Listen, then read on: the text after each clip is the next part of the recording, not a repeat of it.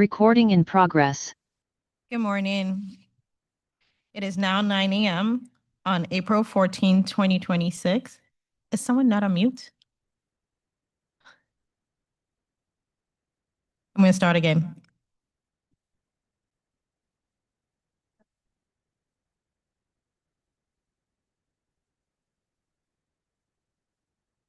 Okay.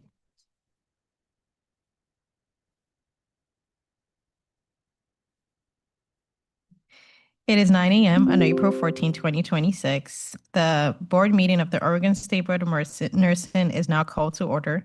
A notice of this board meeting was published by Richard Prusak, Executive Director, in accordance with the Open Meetings Law. If necessary, the board may also meet in executive session as authorized by ORS 192.660, subsection 1, ORS 192.660, subsection 2F and L, ORS 678.126, ORS 676.165, and ORS 676.175, subsection 1. Board members and staff stating that they are present are attesting to understanding the confidentiality of executive session and have taken steps to ensure that the executive session proceedings are not observed or heard by anyone not authorized by the Public Meetings Law, ORS 192.660. Is there a roll call by a secretary? Yes, Oleniki Tuabola. Present. Margaret Hill. Present. Claire McKinley Yoder, present. Joni Callis. Here. Linda Stanich. Excused. Excused. Sorry about that. Rachel Dennis. Here. Felipa Nesta. Here. Rachel Mitzel. Here. Matt Calzia. Here. There being a quorum present, I declare the board eligible to conduct its business. Does our executive director have a roll call? I do. Thank you, Madam President. So I will just have everybody turn on their mics and say that they're present. We can start over here and come around the room. So please go. Laura Blackhurst, Policy Analyst for Nursing Education. Gretchen Cook, Policy Analyst for RN LPN Practice. Sarah Wickenhagen, Policy Analyst for Advanced Practice Nursing. Philip Fox, Licensing Manager. Sonia Holtzman, Contact Center Supervisor. Erin Ferris, Investigations Manager. Matt Fink, Investigations Support Manager.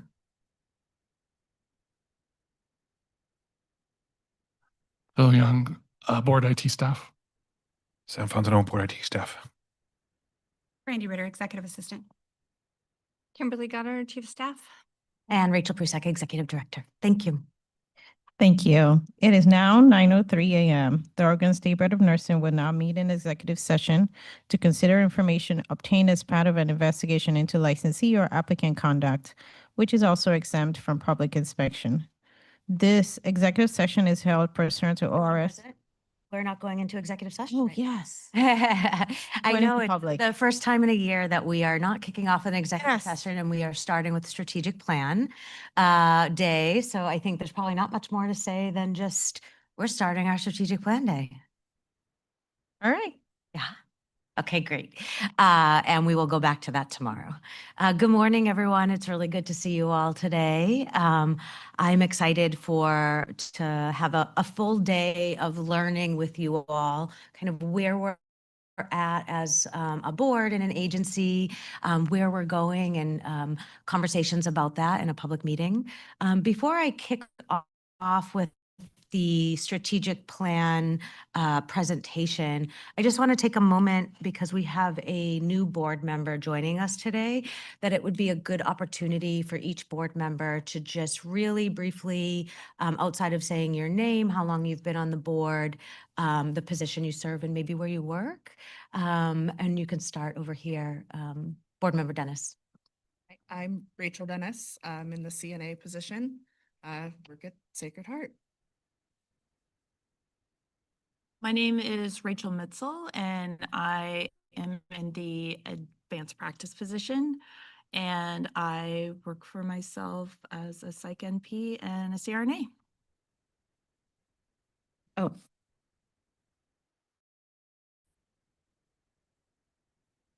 Thanks. And I hold the LPN position, and I work for Kaiser at the moment. I'm Claire McKinley Yoder, and I hold the nurse educator position, and I work at OHSU.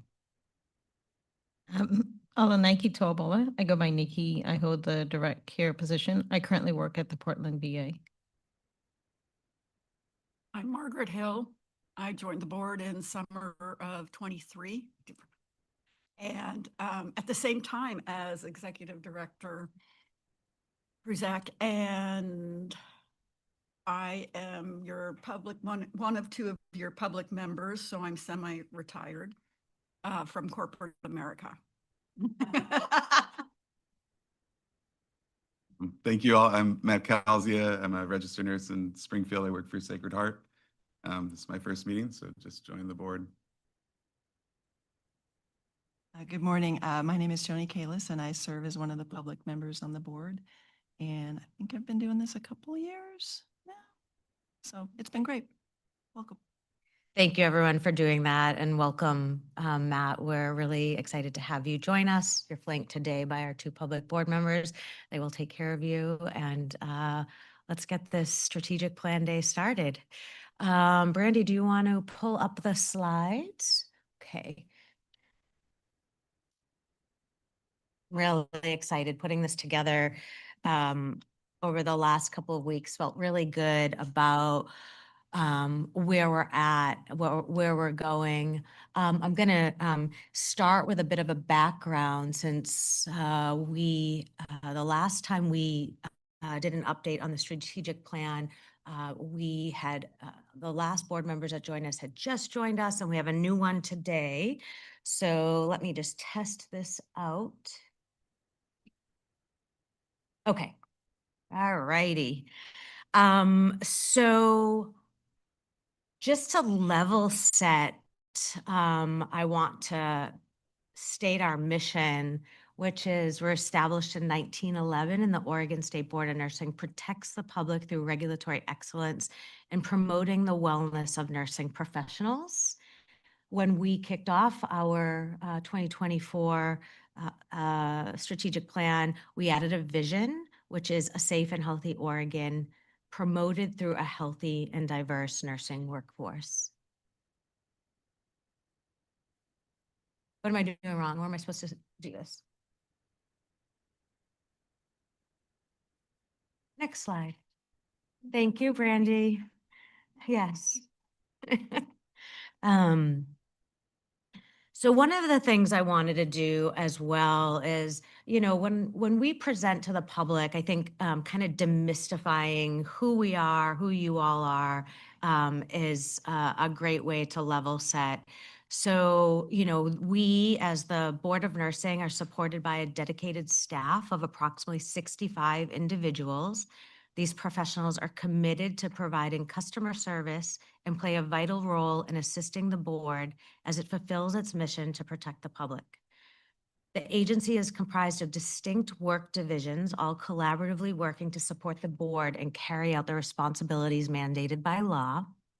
In the director's office, we have the executive director, the chief of staff, the executive assistant, and our HR manager, as well as our entire policy division. And the team oversees the organization's strategic direction and supports staff management and board operations.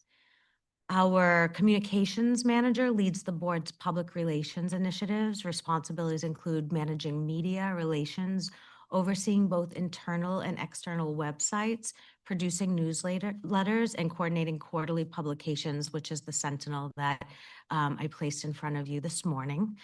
Our policy analysts are subject matter experts who manage the agency's Nurse Practice Act rules and laws. They address numerous questions about the NPA, deliver presentations, and conduct surveys of our education institutions.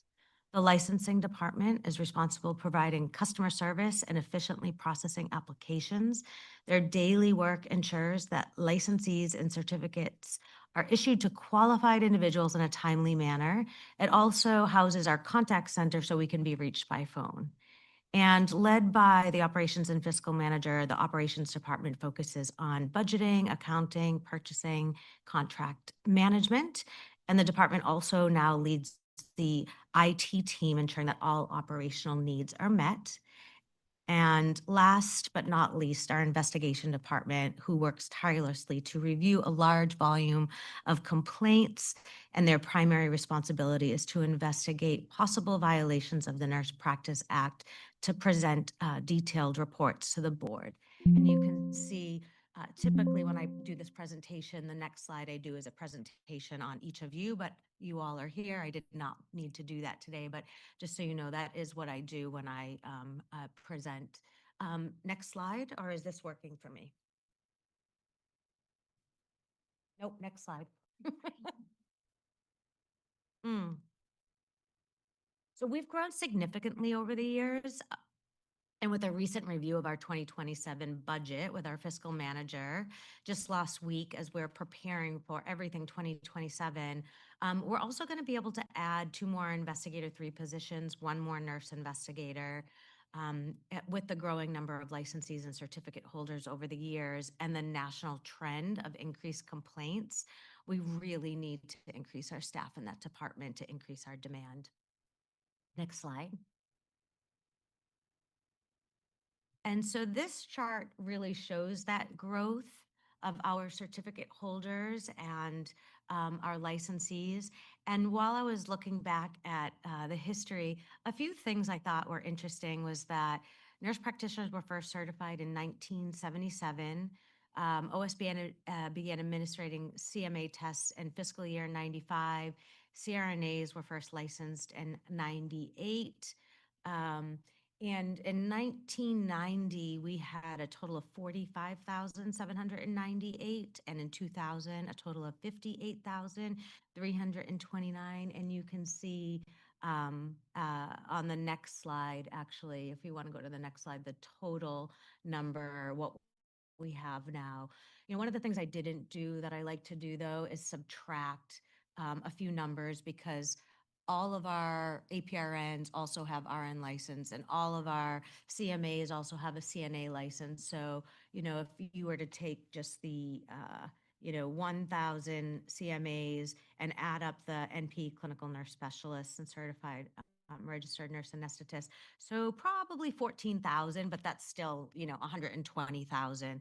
So, and 6 years, we went from 58,000 to this number. So lots of growth in Oregon. Next slide. And then for those of you interested, I'm sorry, Brandy, can you go back? These numbers are on our website. If you're on the main page and you scroll down, every day it's updated. So every time I give this presentation, I take this slide and add numbers. And there hasn't been a time that anything has gone down, except for our CNS, which is an interesting thing about how we have more people getting their NP than our CNS now. We don't need to go into that today, but it is the only number that goes down. Okay, next slide.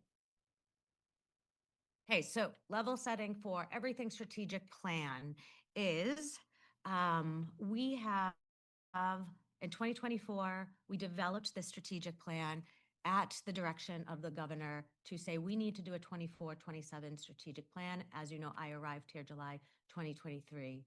So the strategic plan focuses on 3 strategic imperatives, and each strategic imperative has specific objectives and strategies. And in 2024, the board had discussion around this plan. And then in 2025, I gave a status report. So again, both of those are live on our website. The plan from 2024, the report in 2025, and then of course, this will be put into a report and be on our website as well. Next slide. These are the 3 strategic initiatives: diversity, equity, inclusion, and accessibility, customer service and communication, employee retention, and recruitment. And the next slides will start to dig into them. Next slide, please. So here, I just wanted to show the phases that we have been in. So on phase 1, we updated our mission to focus on regulatory excellence and support for nursing professional wellness. And we added the vision, as I shared at the beginning of this presentation. And phase 2, we clarified our priorities, goals, and metrics by asking, what should we achieve during this planning period? What actions do we need to take together? And how will success be measured? And these are the things that every monthly leadership meeting we look at. What was on our list? Where are we at? How are we measuring it? And now we're in phase 3. Significant progress has been made in phase 1 and 2. And now we're going to really focus on tracking the progress, how we are doing, and really that this is just not a question, but a call for everyone on the leadership team to take responsibility to ensure success of the strategic plan. Next slide. And just to drill in a little bit further, our imperative overview outlines our strategic imperatives and the supporting strategies and objectives. We will talk about accomplishments in each one, remaining opportunities, and data focus areas. Next slide. All right. So digging into our first strategic imperative, diversity, equity, and inclusion, we are asked to address these objectives. Objective 1, increase access to OSBN services by improving language access on customer service phones, provide multiple pathways and languages to submit complaints, review and update policies, procedures, and our NPA with a DEI lens. Our second objective is increase diversity of external partners, promote diversity within the board and collaborative partners on our RACs. And objective 3 addresses recruiting and hiring to add inclusive language on job postings with an intentional equity lens, review, update, and monitor our hiring process, recruitment, interview procedures, and hiring outcomes. Okay, next slide. I'm going to take a sip of water while you take a look at these.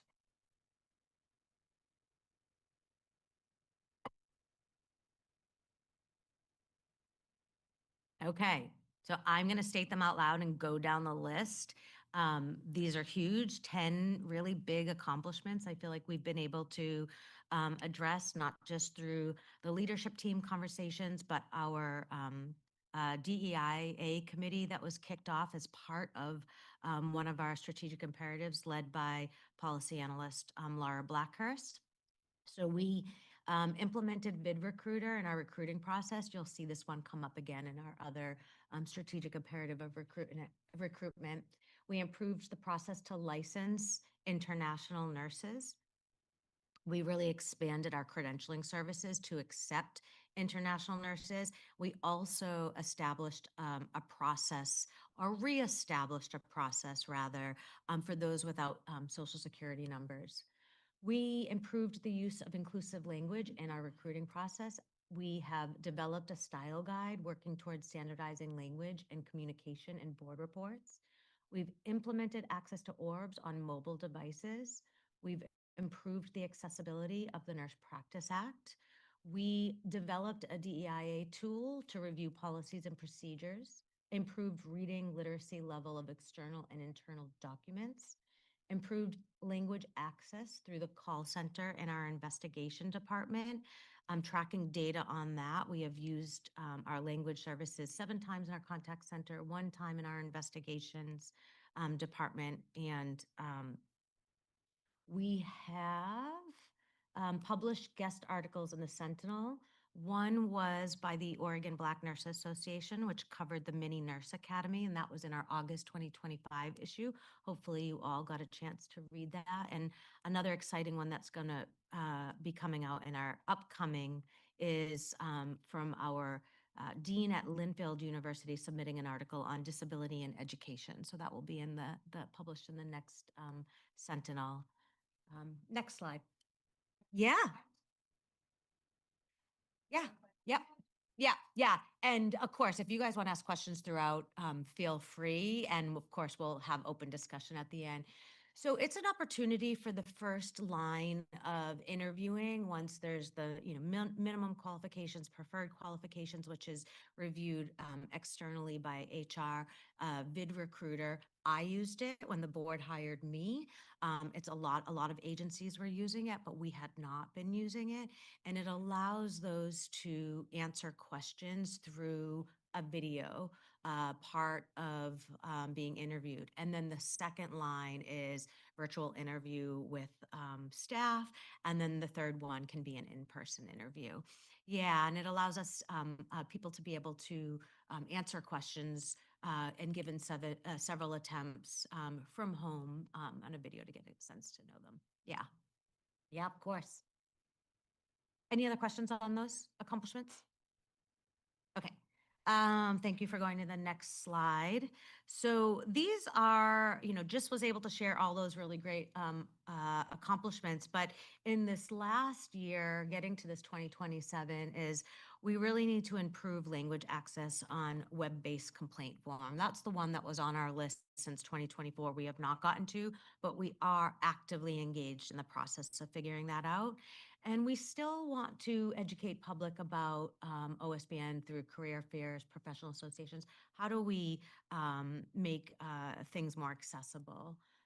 And data focus areas, as I mentioned, we are already tracking how and when we're using interpretive services and thinking through, though, instead of waiting to be asked to use them, how do we identify moving forward that we should be offering to use it, that we have it? Regarding recruitment, our HR manager is actively engaged in waiting for DAS to finally kick off a community in practice to discuss workday data, and that she's going to get actively involved in. All right, next slide. Okay, the second imperative, customer service and communication. So a few objectives here. Objective 1 was to improve relationships with customers, customer service optimization, increase phone hours, phone technology improvements, improve language access as mentioned in the last imperative, simplify complaint forms and applications. Second objective, become trauma-informed agency, ongoing training and trauma-informed practices, and ensure application questions are trauma-informed and free from stigmatizing language.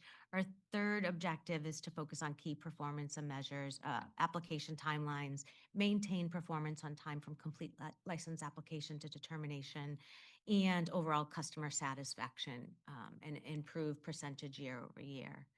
Slide 15. Well, you don't know the number I do in front of me, but next slide I meant.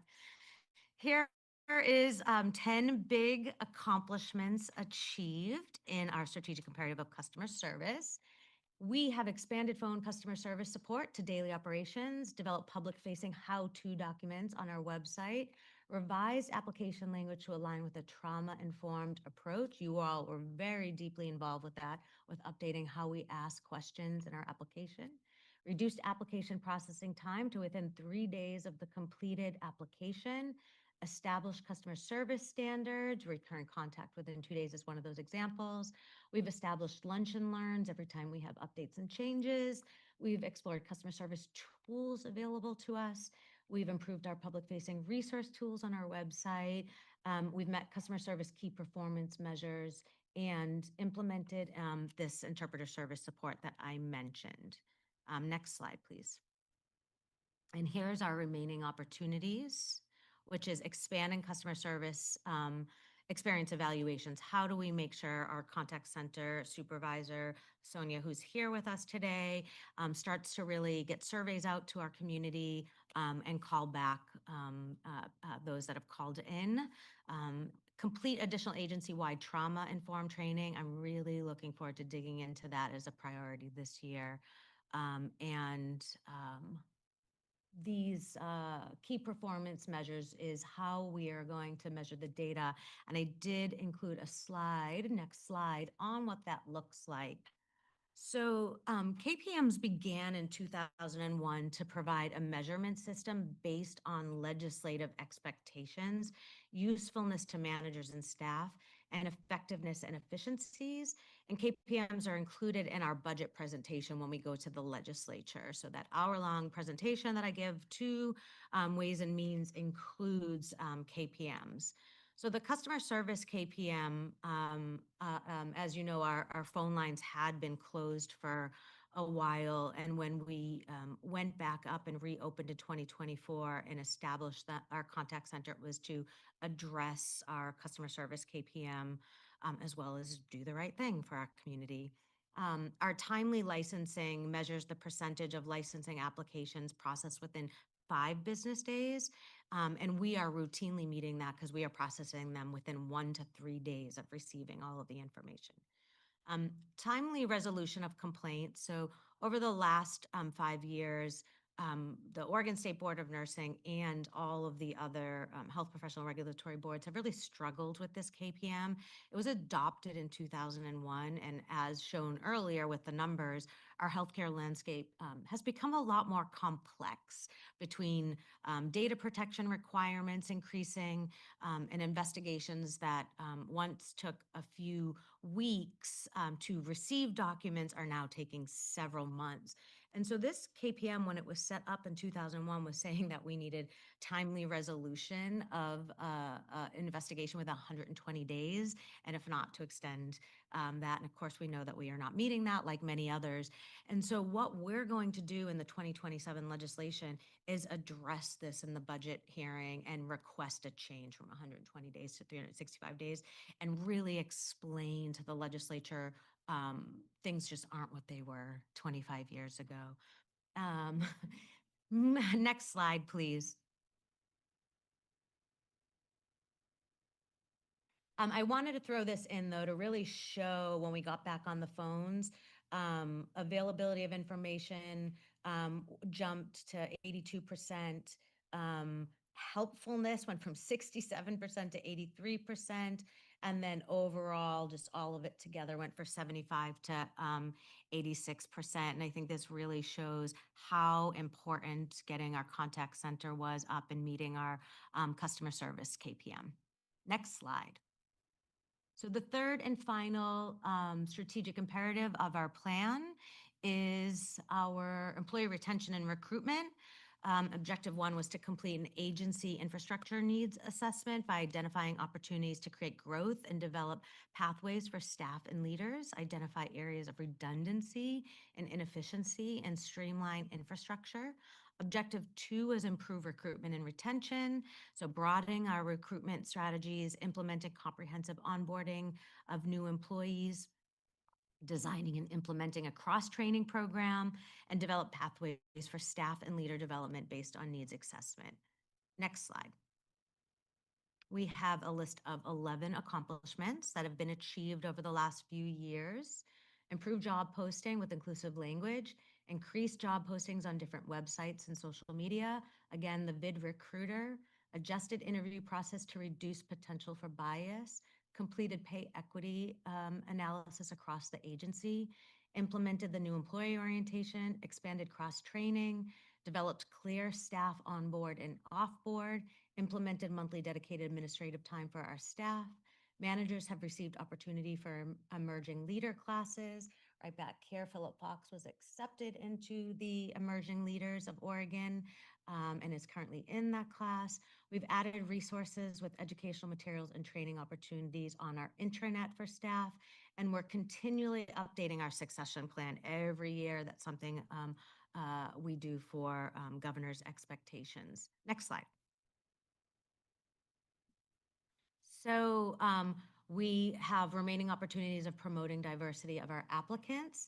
And then these are all the data focus areas that we are doing within recruitment and retention. We're tracking the numbers of staff being trained. We're tracking the number of staff taking additional courses and training, monitoring retention metrics, and our application volumes for our jobs, which have gone way up. Next slide.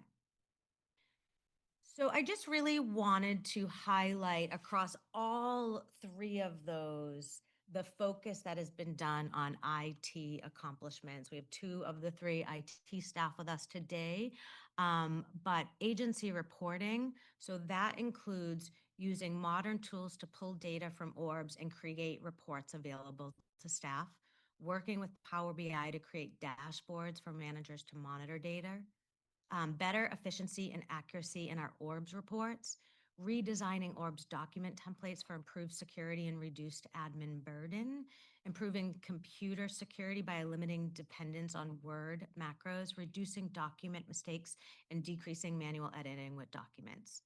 The server and cloud migration, this means we've moved our data from on-premise, which was in this closet over here, to the cloud. We've reduced unique isolated systems and services by migrating to various DAS technology departments and improving endpoint support, server hosting, and security management. Our desk support is now shared with DAS. The file organization and collaboration, again, moved everything on-premise to our data center. We are tracking our IT ticketing system and call center lists. We've created cloud resources for improved file and document storage and enhanced staff collaboration, and enhanced agency communication, email notifications for licensed monthly newsletter and Sentinel email distribution. And lastly, the technology improvements. We've transitioned our agency interview room in this conference room to a Teams room, and our OSBN in the community.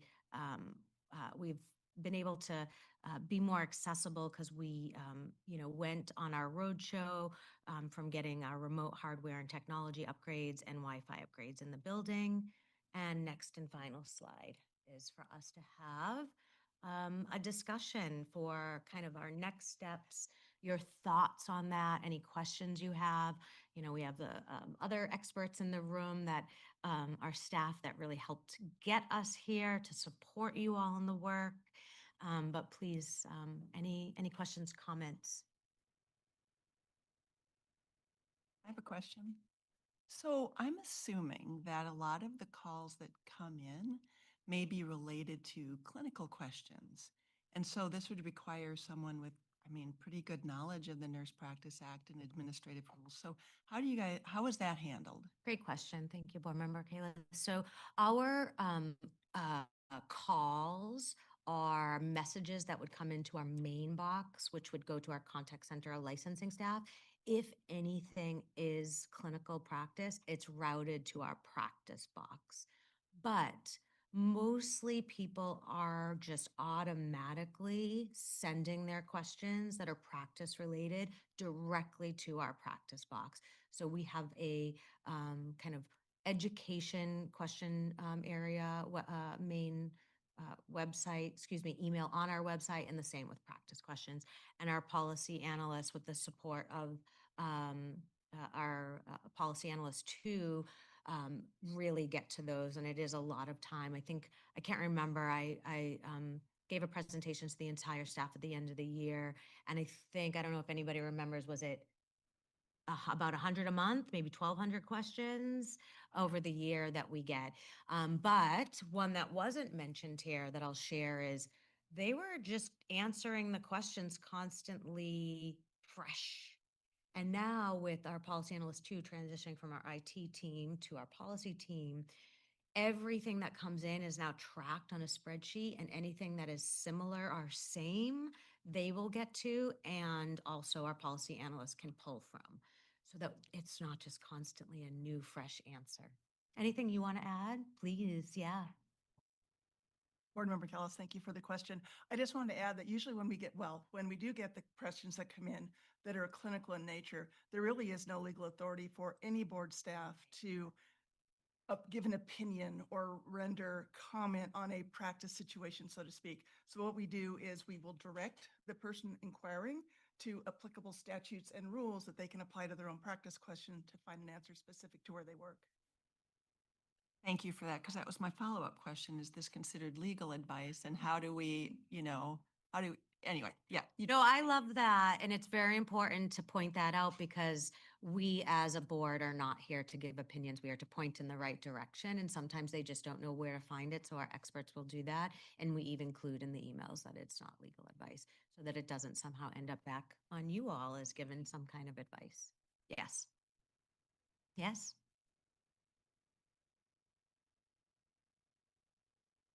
I had a question. So in Strategic Imperative 3, we're talking about number of staff that are cross-trained. Yeah. What are we cross-training? Are our policy analysts going to be giving us board reports at some point? Or I love how's that. this? No, it's within department. So our a contact center staff understands the licensing staff and vice versa. Our admin staff have been trained to not just often for some things have one email, because that's the other thing. Things were coming to personal emails, and what if somebody is out? So how does information get weaved into one email that is shared, and that those that are doing administrative tasks can help the other administrative specialists? And then in our policy department, we really are figuring out how it doesn't have to be, while they will always be subject matter experts in education or practice, how they support each other within the department. So that's what it means. I would always say, and actually a perfect example is Sam is hosting his first board meeting. He has been trained by Phil, so we're kind of seeing it in IT, we're seeing it in policy, we're seeing it in licensing and investigations. I just wanted to make sure that we had shared knowledge. Not only hopefully does that help people feel happy in their jobs and feel fulfilled for those that are looking to learn more and grow, but we also don't want to, well, we can't help you because the person that was trained in it isn't here. And the owners of information wasn't helping our agency. So no, our policy analysts are not going to go show up over here, or vice. IT is definitely not going to go show up in policy. But within each department, we needed to make sure that that was happening. Great question. Thank you. Is there anything you all wanted to add to that? No? Great. I was just going to say thank you for this. Sometimes it's hard to kind of wrap our mind around what's happened in the past few years that we've been here.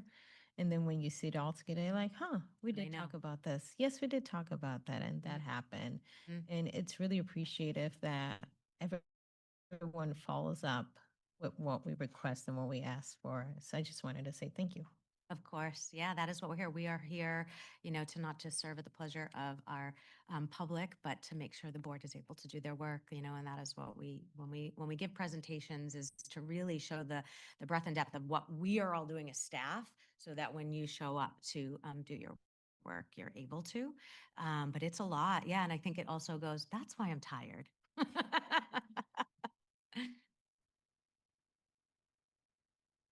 Any other comments? I will thank you all so much for allowing me to present what we're all doing every day. We will make sure it's put into report and on our website. And it felt really good to be in this work with you the last few years, and look forward to this year to kind of complete the full circle.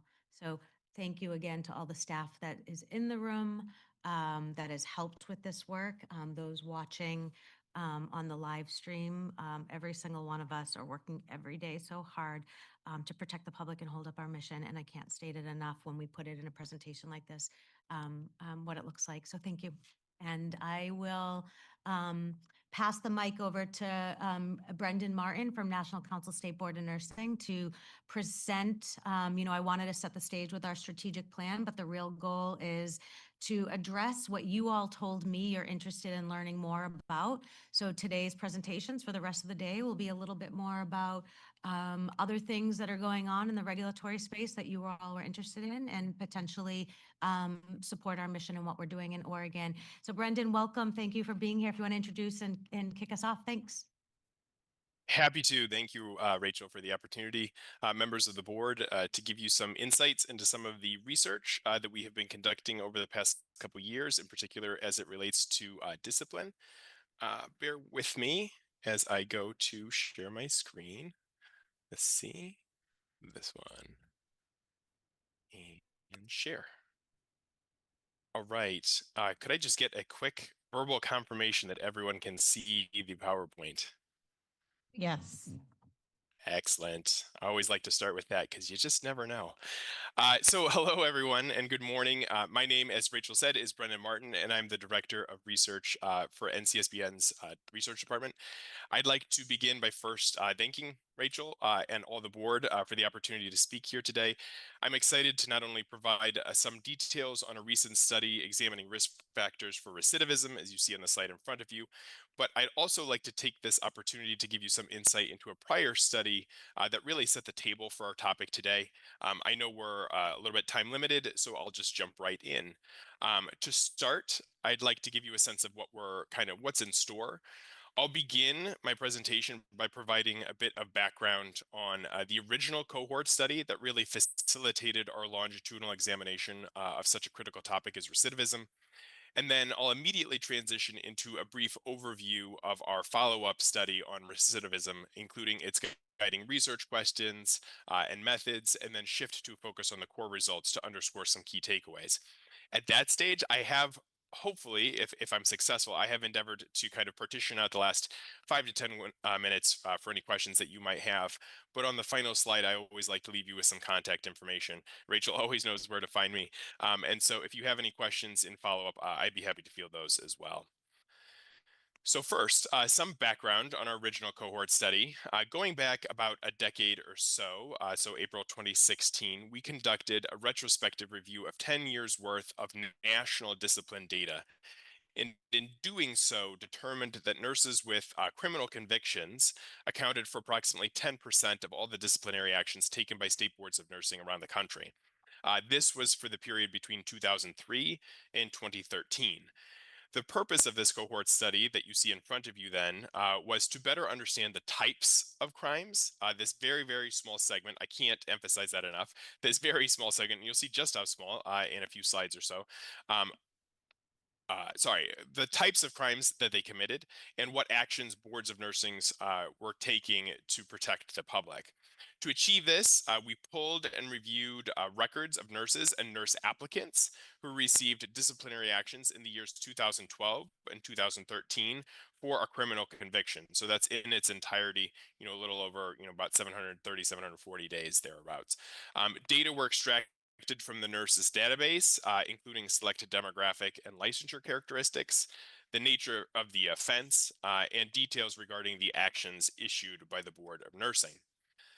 This study was guided by 4 principal research questions, the first of which is on the slide in front of you. What proportion of nurses and nurse applicants were convicted of a crime and disciplined by a board of nursing from 2012 to 2013? And so I always like to start strong, right? So I'll start with the great news.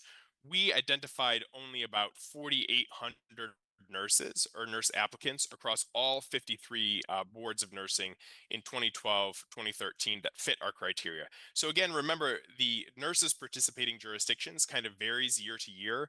It is a live database, and so that number has trickled up over the years. I believe we're at about 58 jurisdictions, 59, 58 jurisdictions that are currently engaged with nurses at that present time. So kind of going back about 14 or 15 years or so, that number was 53. So the reason why I say that is that we start with the great news is because while 4,800 might sound like a lot, that the cases that met our study criteria represented less than 0.1% of all the nurses in the U.S. population at that particular point in time. We zeroed that in. The denominator that we used was from our National Nursing Workforce Survey and our licensure statistics.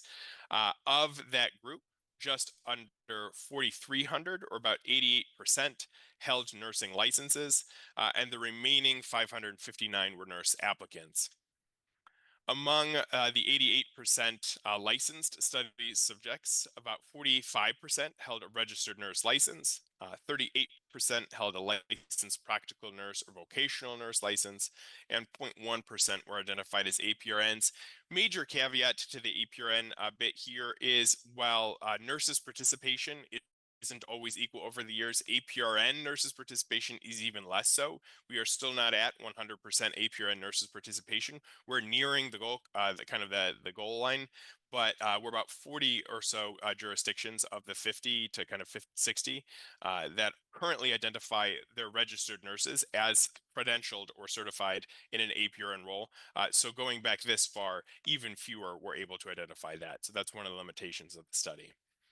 Our second question focused on the types of crimes that were committed and really zeroed in on whether age, gender, race or ethnicity or level of nursing practice, among other factors, differed for those convicted of a crime compared to those in the general nursing workforce.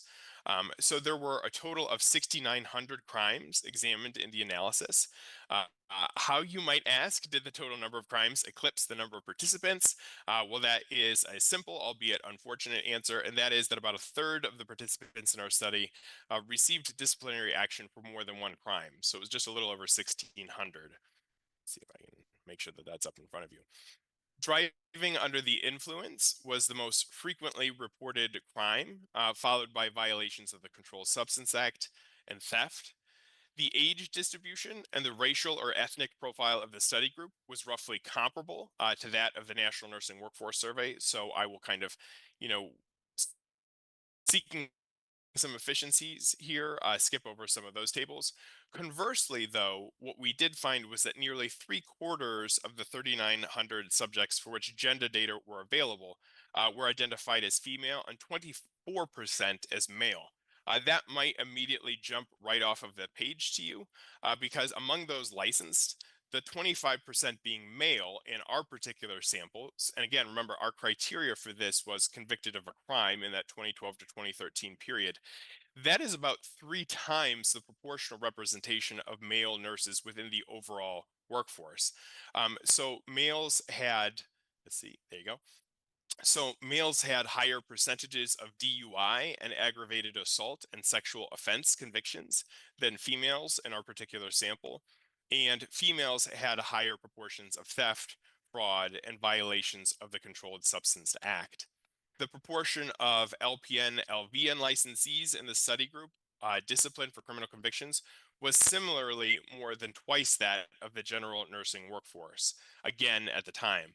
Otherwise, the types of crimes did not differ greatly by license type or by licensure status, meaning whether or not that they were licensed personnel or applicants. And so what we have here highlighted on the slide are the types, the nature of the offenses, and then the 2 instances in which we found that either a demographic or a licensure characteristic really presented with a significant finding.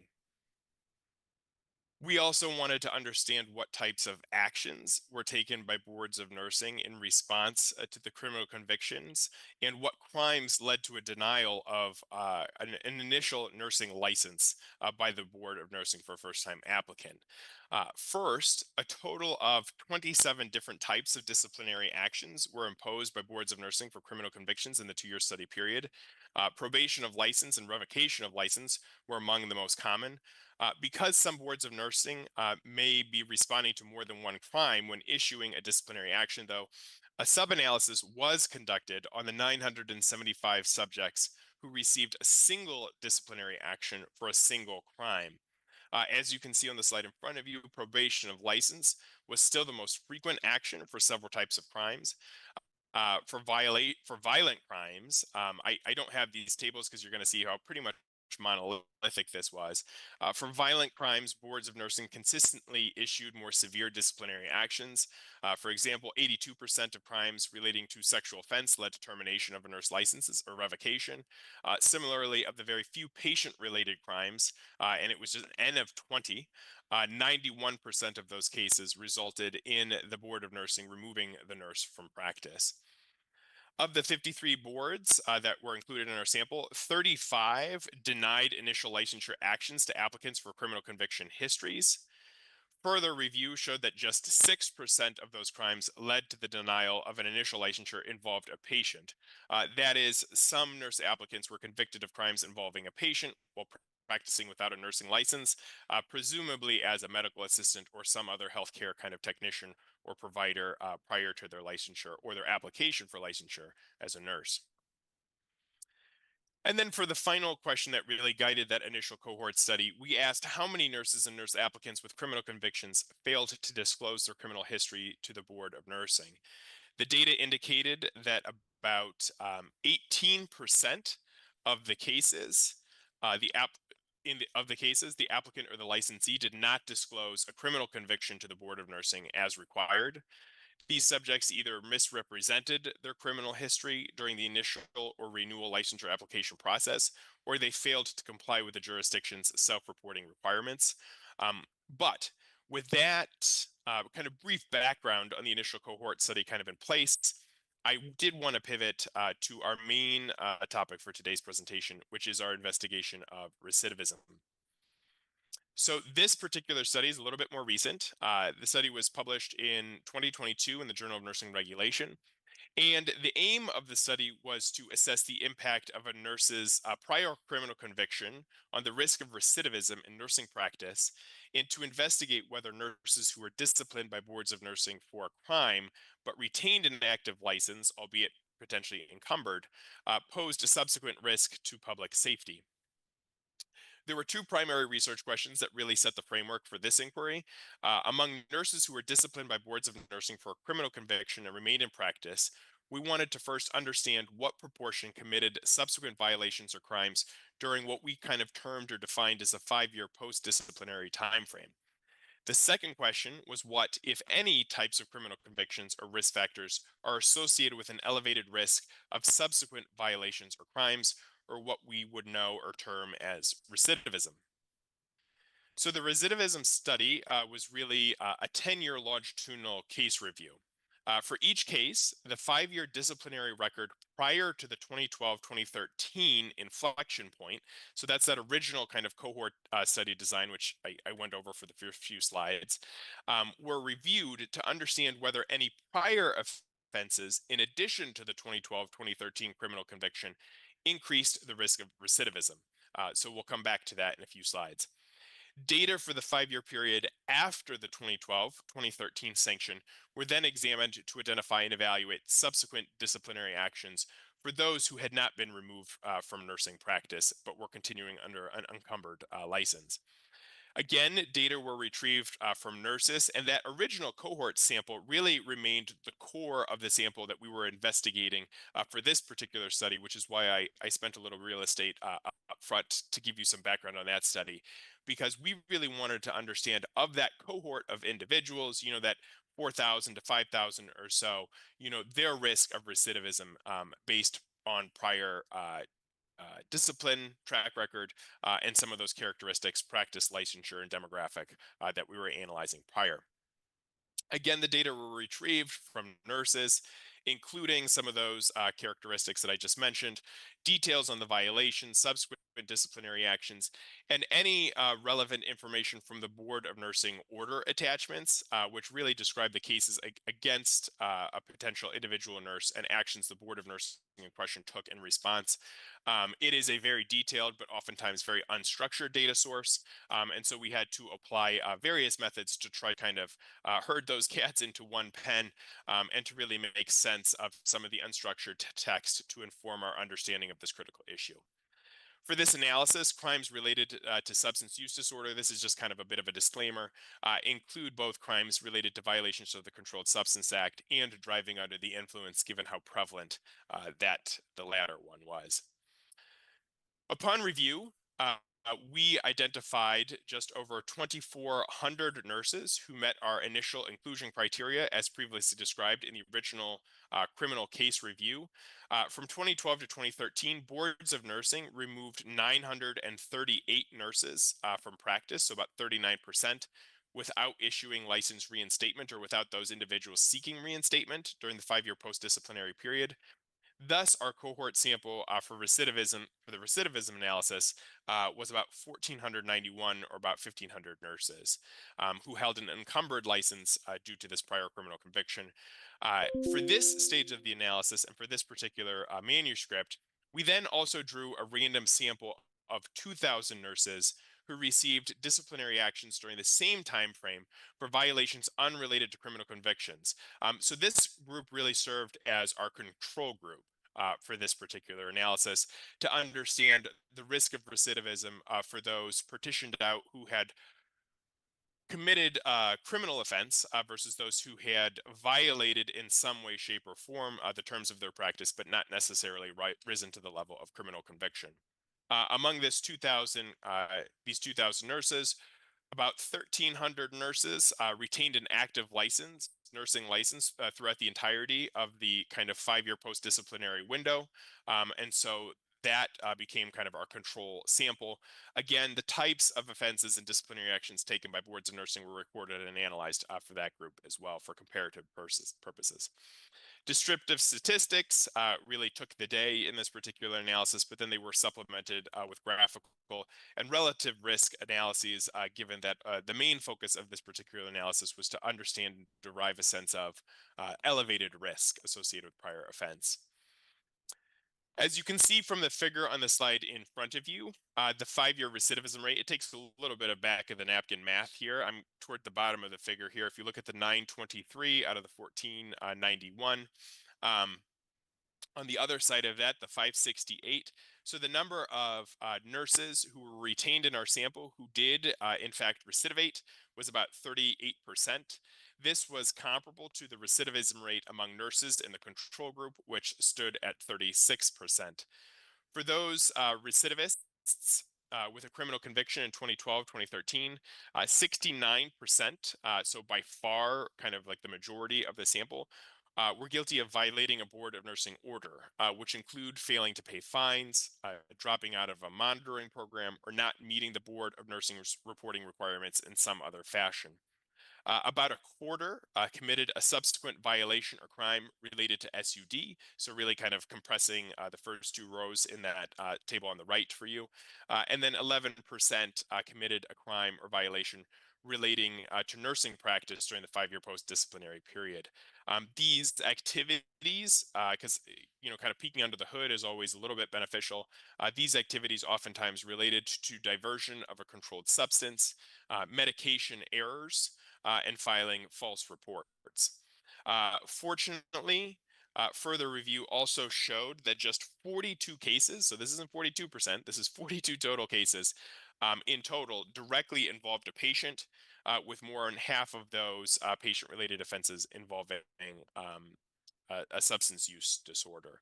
So again, as we think about this back to the original cohort study, that funnel only started with 0.1% of the entire nursing population in practice, and we're whittling this down further and further and further over a 10-year case review to just 42 cases actually involving a patient-related offense.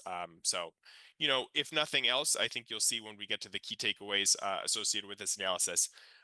The end message, while these analyses provide a great deal of insight into kind of how the trends associated with discipline and the disciplinary actions that boards take, I think that the main takeaway here is that by and large, the nursing workforce is quite capable and safe. We then examined the risk of recidivism based on the types of initial crimes committed. So again, back to the 2012-2013 window. The figure on this slide shows that nurses who were convicted of a crime related to violations of the Controlled Substance Act had the highest recidivism rate at 53%, while crime related to fraud had a comparatively lower recidivism rate at 29%. This figure, I think, is particularly informative when you think back and compare it to our initial breakdown of the types of crimes committed in the original study. And you can clearly see that, while it's not a wholesale reshuffling of the deck, so to speak, there is certainly some movement as it relates to what was the nature of the initial offense and what is the associated risk for recidivism of that initial offense. Further, we found, so we did, as I mentioned up front in the methods, we applied some relative risk analyses, so some kind of baseline comparisons to try to understand was there kind of a significant association between some of the characteristics that we had available to us and the risk for recidivism. Those there were really 3 of them that principally propped in our analysis. We did look at other selected demographic criteria, license criteria, etc. But what really came to the fore in our analysis were that those who committed a crime related to substance use disorder had kind of the highest or most elevated relative risk associated with those who had not committed a crime related to substance use disorder prior, followed by those who committed a crime related to nursing practice and those who committed multiple crimes. So the results on the slide in front of you indicate that the risk of recidivism for a nurse who committed a crime related to SUD increased 35% compared to nurses who committed a crime unrelated to SUD. For those of you who are maybe a little less versed in relative risk, and I don't know, that might be none of you, that might be all of you, think about these kind of in terms of odds ratios and, kind of indicating or underscoring the likelihood of, in this particular instance, a risky outcome or a bad outcome occurring based on some criteria that we are aware of, in this particular instance, the nature of the prior offense. This remained elevated, so you can kind of see crimes related to SUD was the number one. It did remain significant, but fell to 31% and 20% for those nurses who committed a practice-related violation and those who committed multiple crimes, respectively. Furthermore, this is something that I mentioned in the initial design for the second kind of follow-up recidivism study. We did also look at those who had committed previous disciplinary infractions prior to the 2012-2013 action. So for that particular group, the actual 2012-2013 criminal conviction would in and of itself represent a form of recidivism. So this would be kind of repeated recidivism events. You can understand why we had interest or kind of a general curiosity in whether or not that would have an impact on the analysis. We did see in terms of the descriptive or observational statistics that there was, a little bit of an imbalance, specifically 42 versus 38%. However, even in this large of a sample, the difference was not determined to be statistically significant, which I think is relevant because we had quite a bit of power in this analysis.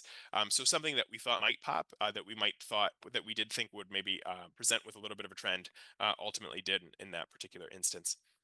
So to save some time for some questions, I always like to kind of end on, so what were the main takeaways when we think in particular in this instance, not just about the second study, the recidivism study, but really the two studies side by side. I'll go back to something that I just mentioned a few slides ago. The proportion of nurses convicted of a crime remains historically low. The 0.1% that I cited, and it's actually less than 0.1% from 2016, obviously that study is a little bit dated. That remains very, very similar to the rates that we see nowadays. The last time that we ran an analysis where we looked at the overall incidence rate of discipline. So this is an error, right? Because there's kind of, I think, it's well known within the literature, within many different circles, that the reporting and transparency on errors and potential adverse events is artificially low. So this is the rate of discipline. That remains about 0.16 across the entire national nursing workforce. So I just really wanted to reiterate that, this represents an infinitesimally small proportion of the U.S. nursing workforce, both in 2016 and current day. So kind of across the board, first takeaway is that nurses are safe, right? Which I think is a really critical thing to emphasize so that people don't get lost in the weeds of these otherwise, at times, kind of seemingly over large proportions or, large subsets of individuals.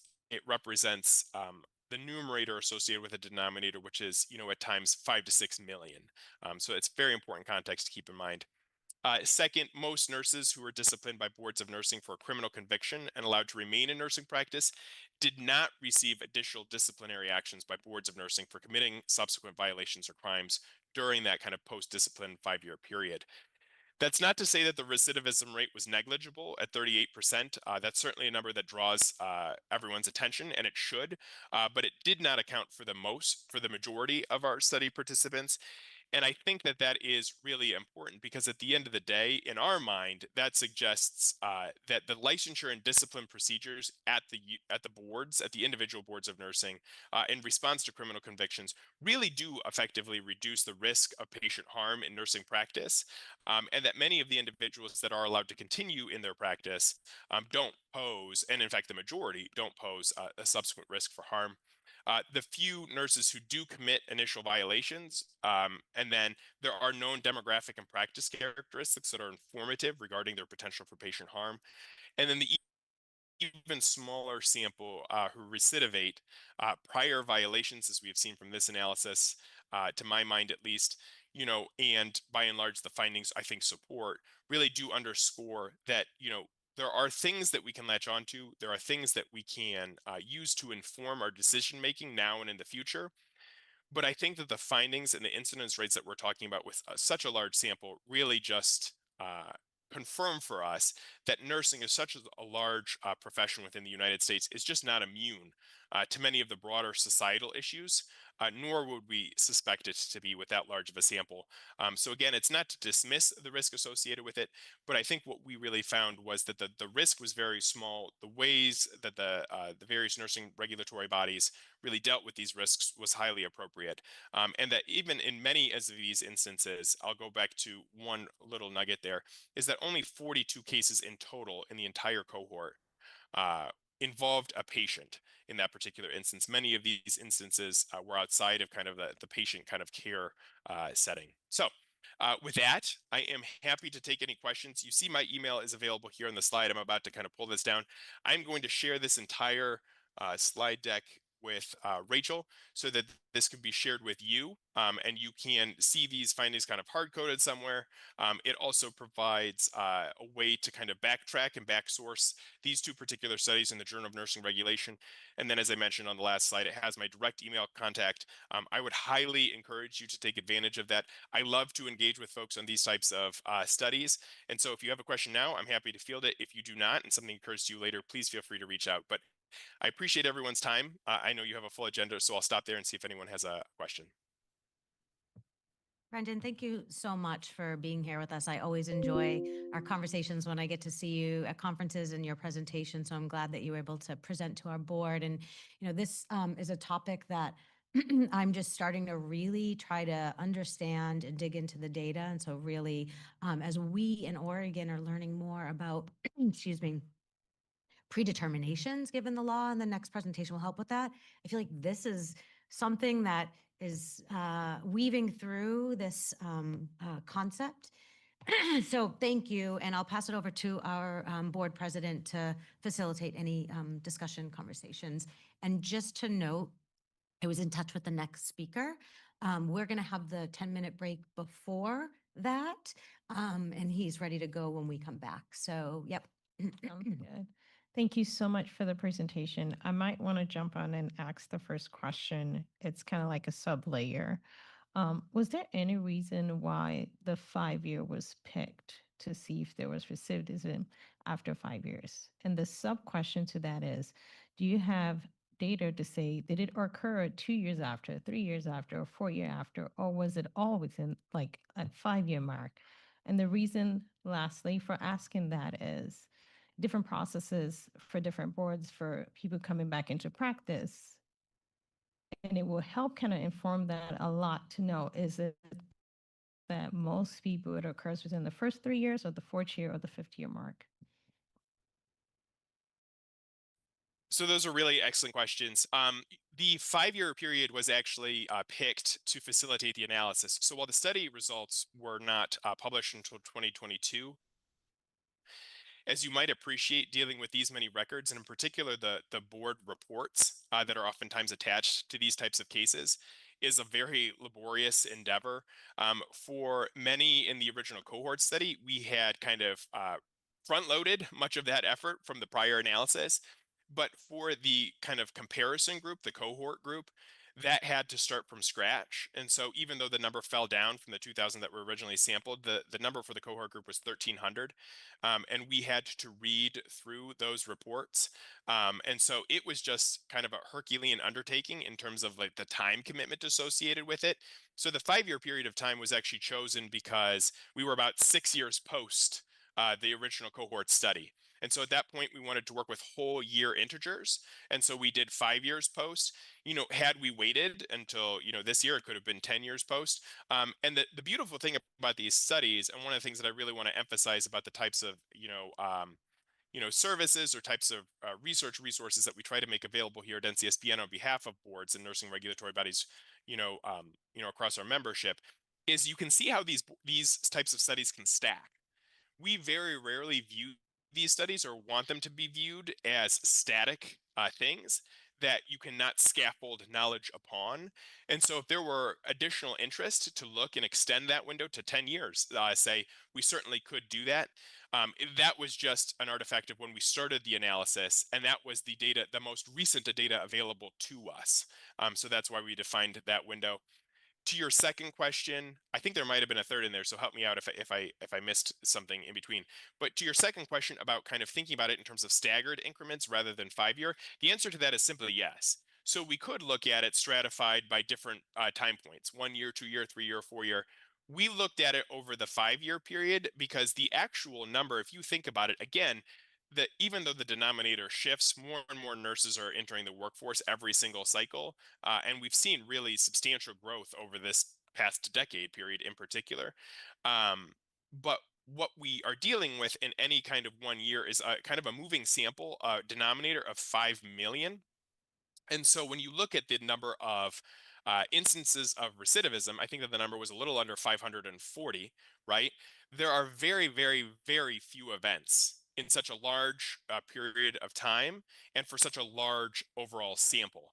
And so at a certain point, statistically, you just have to kind of aggregate it to get sufficient power to run something like a relative risk so that you have sufficient power to actually determine an estimate, which is reliable and accurate. But the flip side is observationally, we can stagger that out. I do see why you would have interest in it.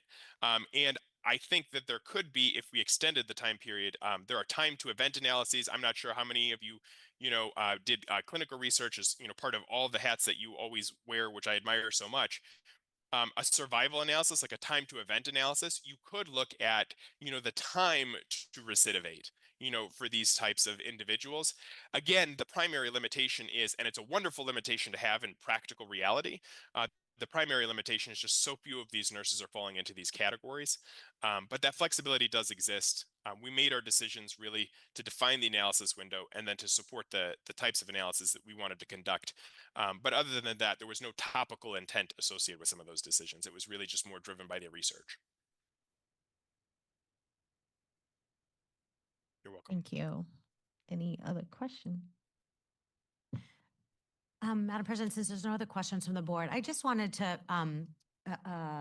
explain to you all kind of like how we got here. So one of the things that somebody wrote on the survey was these conversations that we're having, and of course we're in a public session right now, just as a reminder, is in our state, a conviction is a conviction, but if it doesn't necessarily have nexus to nursing, where our hands are tied. And I think sometimes, Brendan, is maybe each state and each jurisdiction is a little different because maybe a conviction doesn't also have to have a nexus to nursing.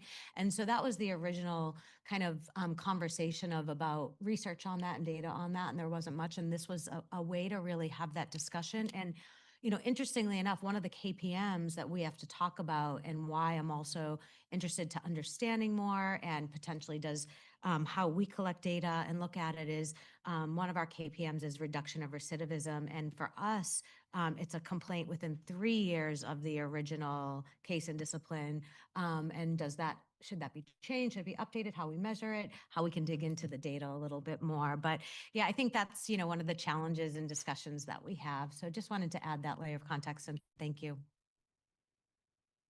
Thank you, Executive Director. I literally had that on my list to email him about. I circled it. That's how our conversation started. And that is, I don't know how large my head is. I always shudder to think how large my head might be in these virtual meetings. But, you might have seen me nodding vigorously to those comments and to your follow-up, Madam Chair. For our purposes, we have those capabilities. Being aware of the fact that that would be beneficial to you and understanding that 3-year is a more critical kind of inflection point, a more meaningful point, we can design the study that way. We can also, going back to the original question, we can look at it certainly descriptively. We can look at it kind of staggered out by different kind of year increments.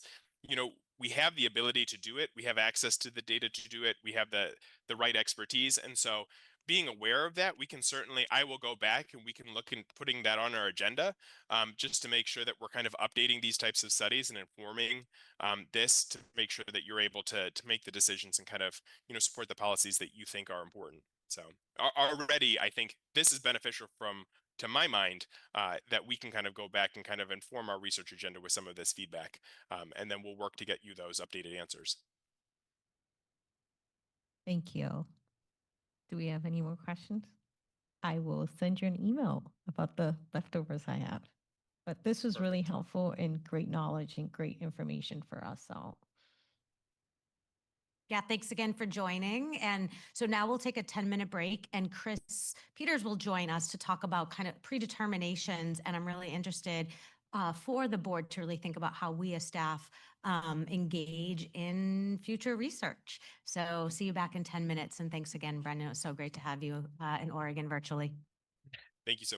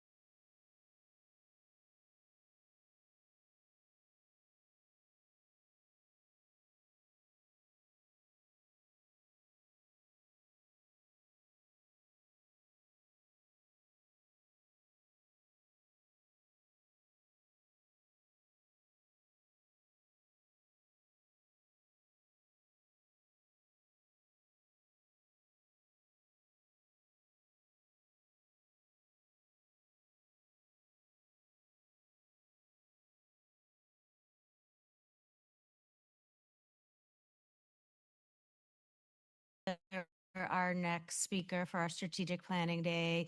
I will let Dr. Peters introduce himself, but I want to just share context with the board. So, for those of us that have been on the board for a while, we remember Victoria Priola. Her and I met at National Council when she was presenting, and she introduced me to Dr. Peters, who is a National Council State Board of Nursing 2024 scholar, and really digging into doing work on, in a lot of ways, predeterminations, and he will share his work and discussion around it. And I just think it's now that Oregon has passed a law and we are having those conversations, it'll be interesting to think about how we can engage in future research, knowing that National Council, funds research for boards of nursing across the country. And there's a nurse researcher already starting the work. So on that, I'll kick it over to you. And when you're done, our board president will facilitate questions and comments for you. So take it away. Thank you so much. It's a real privilege to be here and have the opportunity to share my work with you. And on that note, I have clicked share screen, and I hope everyone can see it. We can. Yes. Very good. So welcome, everyone. I'm going to be presenting to you today about background checks in nursing students, and I'll be covering everything from predetermination to transition to practice. Once again, I'd like to thank Director Prusak for the opportunity to share my work here. I hope that during my presentation, you'll really see how excited I am about this work. So by way of introduction, my name is Chris Peters, and I'm a registered nurse. I was licensed as a nurse in 1998. I practiced primarily in cardiology for about 20 years. And in 2015, I joined the School of Nursing at UW-Milwaukee. I have taught both in the clinical and in the classroom, and my program of research is focused on the intersection between nursing education and nursing regulation. As Director Prusak mentioned, I was the 2024 Scholar in Residence with the National Council of State Boards of Nursing, and I would be remiss if I did not acknowledge the incredible support that Dr. Victoria Priola has been to me in this work, as well as Dr. Nancy Spector and the entire NCSBN Scholar in Residence program, as well as my home institution, the University of Wisconsin-Milwaukee. By way of disclosure, my research did not receive any specific grant funding in the public, commercial, or not-for-profit sectors. Subsequent to performing my research, I received a Catalyst grant from the University of Wisconsin-Milwaukee Research Foundation, which has helped me develop the algorithm and get it published, which I will share with you here in a little while. So my objectives today, I'd like to discuss the use of background checks in academic nursing education. I'd like to cover my research, which described the prevalence and characteristics of background check findings specifically in nursing students. And it's such an honor to be following Dr. Brendan Martin, who helped lay some of the foundational work describing the characteristics and prevalence among practicing nurses. My work will be looking specifically at students. I'd also like to talk about how we can move forward creating a more objective and transparent process for background check evaluation among students, and the role of predeterminations for students with background check findings, and then finally some opportunities for improvement. Spoiler alert, we need more collaboration between boards of nursing, nursing regulators, and nursing educators. So when we're talking about background checks, what we're actually referring to are the official records of prior involvement with law enforcement. I was so pleased to hear Director Prusak talk about your board's explicit push to be more inclusive and more person first. And referring to background checks throughout my presentation today indicates person first language. I'm not describing individuals as criminals or their records as criminal records, which exposes them to stigmatization and potentially re-traumatization. It really makes it nearly impossible for someone who's had prior involvement with law enforcement to put an episode in their past. So we'll be discussing background checks. Background checks have been commonplace since the early 2000s, and you'll notice that the rise of background checks as a piece of education and employment and nursing regulation, it's really exploded with the use of the personal computer, the digitization of records that used to be kept in paper format and only accessibly at a local level. They're now accessible through online platforms worldwide at a much greater depth than ever before. And as we know, any digital record that's created exists forever. And again, these are factors that come into play, making it very difficult for individuals to overcome an unfortunate incident from their past. Background check evaluations are used in nursing education, nursing regulation, as well as in employment. And we'll be discussing how these decisions are made, and we'll be covering how there's little actual evidence to guide how these determinations are made. Why do we conduct background checks? Well, the purpose of this slide is to demonstrate that both educators and regulators have the same goal in mind. We both want to protect the public, and we also want a safe nursing workforce. So let's talk in a little more detail about how background checks are used in nursing education. Now, if you look at the gray boxes in the center of the slide here, what we're really talking about are critical transitions from a college student all the way through to registered nurse. The program that I teach in is a 2+2 program. That means you have 2 years where you're a college student, a pre-nursing student, and then you undergo the admission process to become a nursing student. And that's that initial period of transition. During that time, you need to undergo the admission process, which for our school is highly competitive. We frequently have a waiting list and turn students away. And at that time, in that critical point, you'll also undergo the background check. If you are successful, you'll transition to being a nursing student where you undergo the critical point of coursework and clinical experiences, where you acquire the knowledge and skill necessary to become a practicing nurse, as well as become socialized to our profession's code of ethics. Once you transition into being a registered nurse, you will be held accountable to that code of ethics. And you can see there the final critical point is the licensure exam, and then the background check either at the point of licensure or at the point of employment, or in some jurisdictions, both.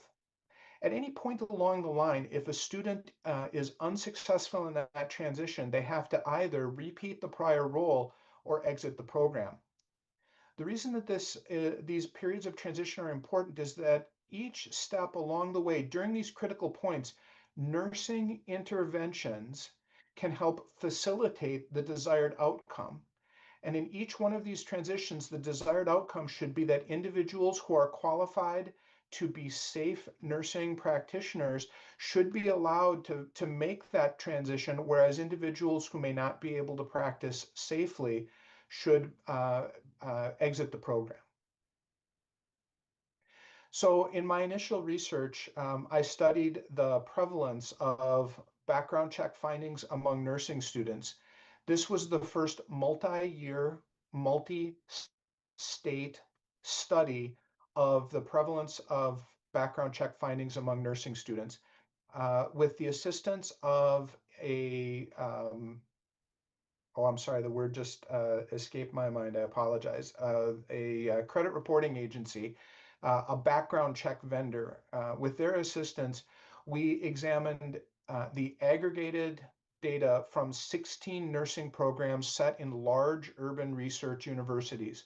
These would all be programs similar in size, setting, and mission to my home institution, the University of Wisconsin-Milwaukee.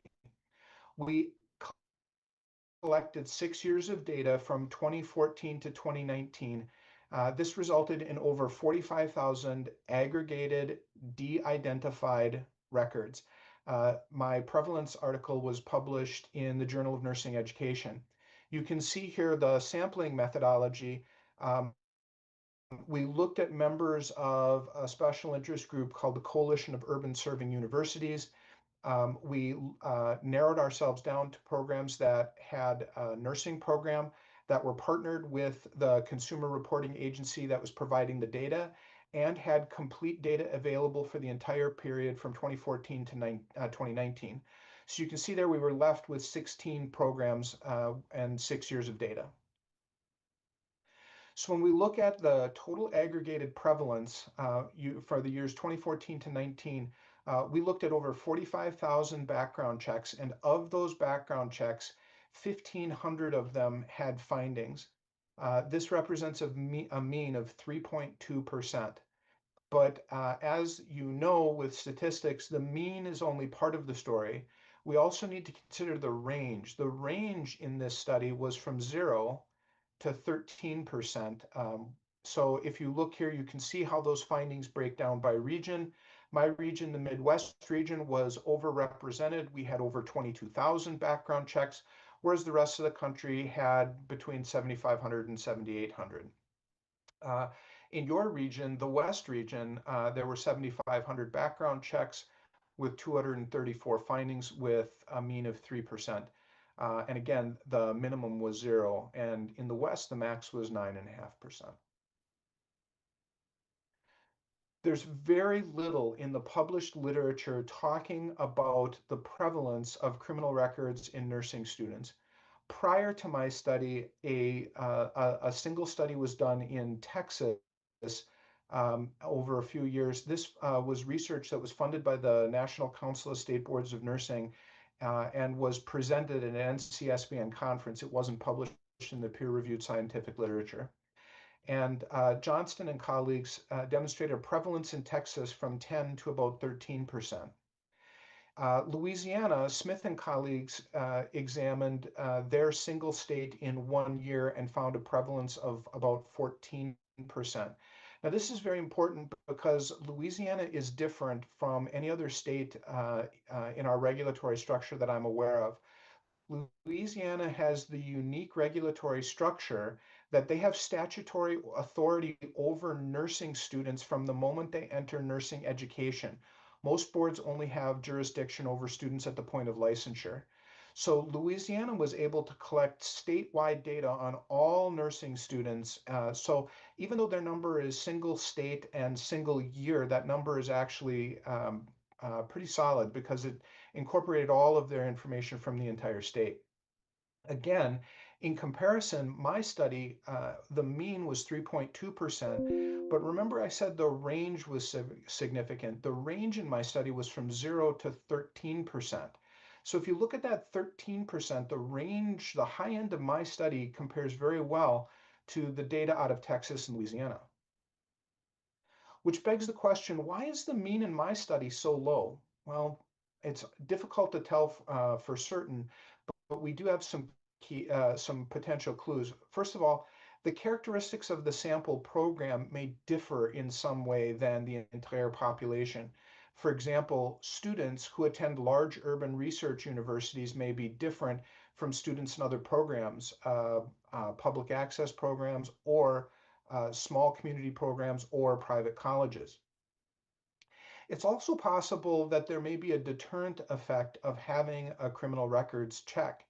We'll talk a little bit more about that, but what this could mean is that during the application process, individuals may self-disclose that they have a criminal record.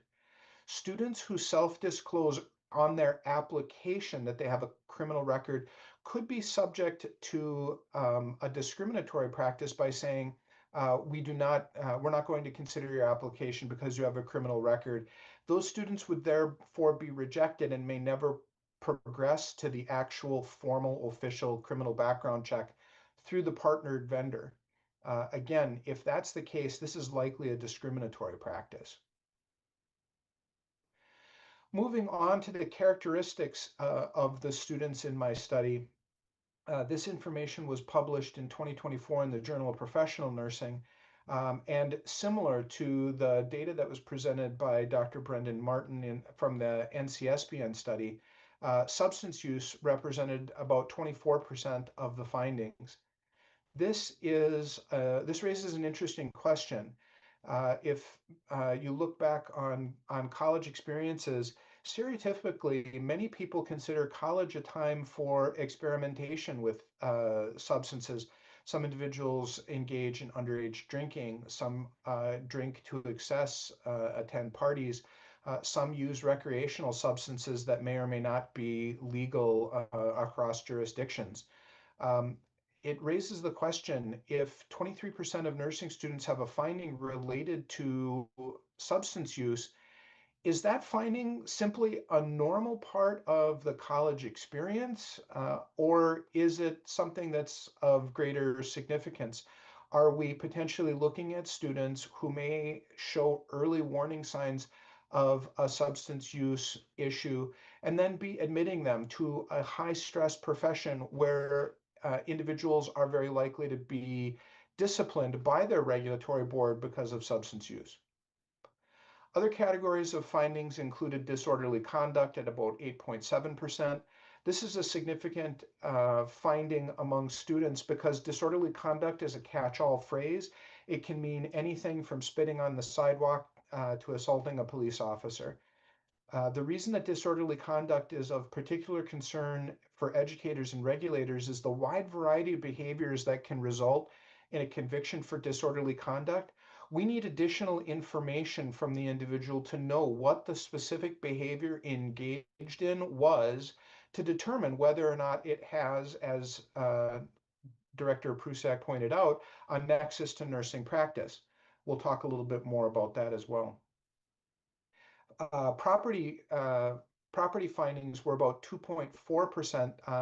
An example of what we categorized as property would be anything that interfered with the property of another, such as theft. And finally, interpersonal harm was only 1%. It's important to note that of these 45,000 aggregated records, about 1,500 of them had findings. And of those 1,500 findings, the records were incomplete. They lacked characteristic data for over 64% of them. Digging deeper into characteristics, we look at the severity of the finding. Criminal findings represented 62.5% of the findings. Non-criminal were about 4.6%. Felony findings were less than 1%, and other findings were 11.6%. This severity record, if you were to look at this from least serious to most serious, you would start with non-criminal, criminal would be moderate severity, and then felony would be the most severe. The reason that this data is significant is that if we look at non-criminal records and we say, well, that's the least concerning, or we look at felony and we say that's the most concerning, you would say that those two categories would probably be the easiest to adjudicate. And therefore, it's important to point out that nearly 2/3 of the data, 62%, fell into the moderate severity category, which would be the most difficult to adjudicate whether that individual is likely to pose an undue risk to the public if they were allowed to enter practice. Once again, we note that of these 1,500 records, over 20% of them were incomplete. They lacked any sort of indication as to how serious the finding was. The most common characteristics are the most difficult to adjudicate. The most feared from a regulatory or educational standpoint would be something like felony violence, and yet these composed less than 1% of our findings. So it's important to note that there were a significant number of incomplete records in the research. This is of interest because records, especially the criminal record system, it's often perceived as complete, and not only complete, but accurate. We look at these as so serious. The implications of having a criminal record are so profound and have such far-reaching impact on people's lives that we feel that it must be dealt with in a very high attention to detail, and that having complete and accurate records would be a priority. However, we know that this is simply not the case. What we find in the criminal record literature is that often the clerk of court system is overworked, and they prioritize the most serious and significant crimes as making sure that those information is put into the system, whereas the less severe crimes may be deprioritized and may not be categorized at all. We found that records were frequently missing data. Commonly, you would find a record of an arrest, but you wouldn't find any record of a disposition. It would not say whether the individual was convicted or whether charges were dismissed or whether the individual was found not guilty. But there are other forms of incomplete records that educators and regulators may encounter as well. These would include records which have been sealed, records that have been expunged, or subject to a second chance program, such as an alternative to discipline or diversion program. The reason that this is important is that missing data increases uncertainty for all parties involved. And part of that uncertainty is who is responsible for obtaining the missing data and the associated costs. All of this represents a potential barrier to workforce development. The work of Hampton and colleagues published in 2022 found that programs that included a pre-admission background check also had fewer students from underrepresented communities. Hampton's work also found that individuals from communities which are underrepresented in nursing also found the application process itself to be a deterrent. It's highly competitive. I probably won't get in. They're going to ask me about my criminal record, and I've got that thing in my past. There's just no way that I'll get accepted. And so students either abandoned the application or didn't apply at all. This is a concern because we know that nursing remains about 80% white and about 90% female, and yet individuals from communities that are underrepresented in nursing are often subject to over-policing. And we know that students who do not complete nursing education cannot enter the nursing workforce. So where Director Prusak mentioned that one of your priorities as a board is to increase diversity, equity, and inclusion, it really needs to start at education because education is the funnel to the nursing workforce. So once again, we find a process that is filled with uncertainty and potential risks. Uncertainty that you're very familiar with would include eligibility questions from students or educators or employers. We also experience conflicting guidance in admission and employment and a disconnect between education and licensure. Individuals may be turned away from nursing education when perhaps they would not have faced a burden or a hurdle in licensure or a licensure problem that could have been addressed. However, there are potential risks. These risks include admitting someone who may pose a risk to the public if they were to progress through nursing education and eventually to licensure and practice. We also want to ensure that individuals who complete education will be eligible for licensure. So you remember I mentioned that Louisiana has statutory authority over students. That occurred because there was an individual who had committed murder in the state of Louisiana. They served their time in the prison system. They got out, embarked on a period of rehabilitation, and were able to so completely rehabilitate themselves that they actually received a governor's pardon. That individual subsequently went to nursing school, passed the NCLEX, and applied to the board in Louisiana for licensure, and their license was denied. The individual took it to the state Supreme Court of Louisiana, who upheld the Board of Nursing's right to deny a pardoned individual their license, however, faulted the Board of Nursing for allowing them to go all the way through nursing education before finding that out. As a result, the Board of Nursing was provided statutory authority over nursing students in the state. Evaluation of background check findings in nursing students requires individualized assessment. Educational and employment law both say that blanket bans of anyone with any record is discriminatory. Employment law states that these need to be reviewed in an individualized assessment, and it requires demonstrating a nexus with the practice of nursing. Educational law also needs to be concerned with laws and regulations surrounding fairness and admissions, but also campus safety. Both educators and employers are concerned about balancing the risk of a discrimination lawsuit against the risk of negligence, either negligent employment or negligent admission.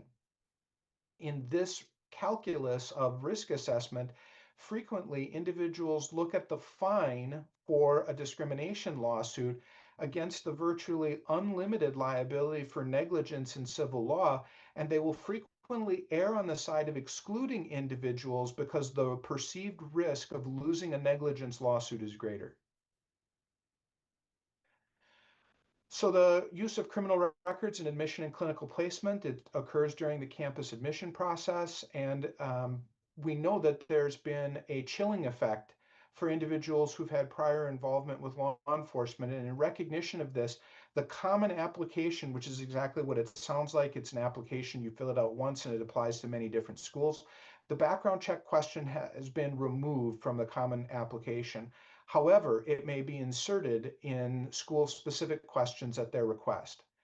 It can also be done during nursing program admission. It may be done prior to admission to the professional major or prior to any placement with clinical sites.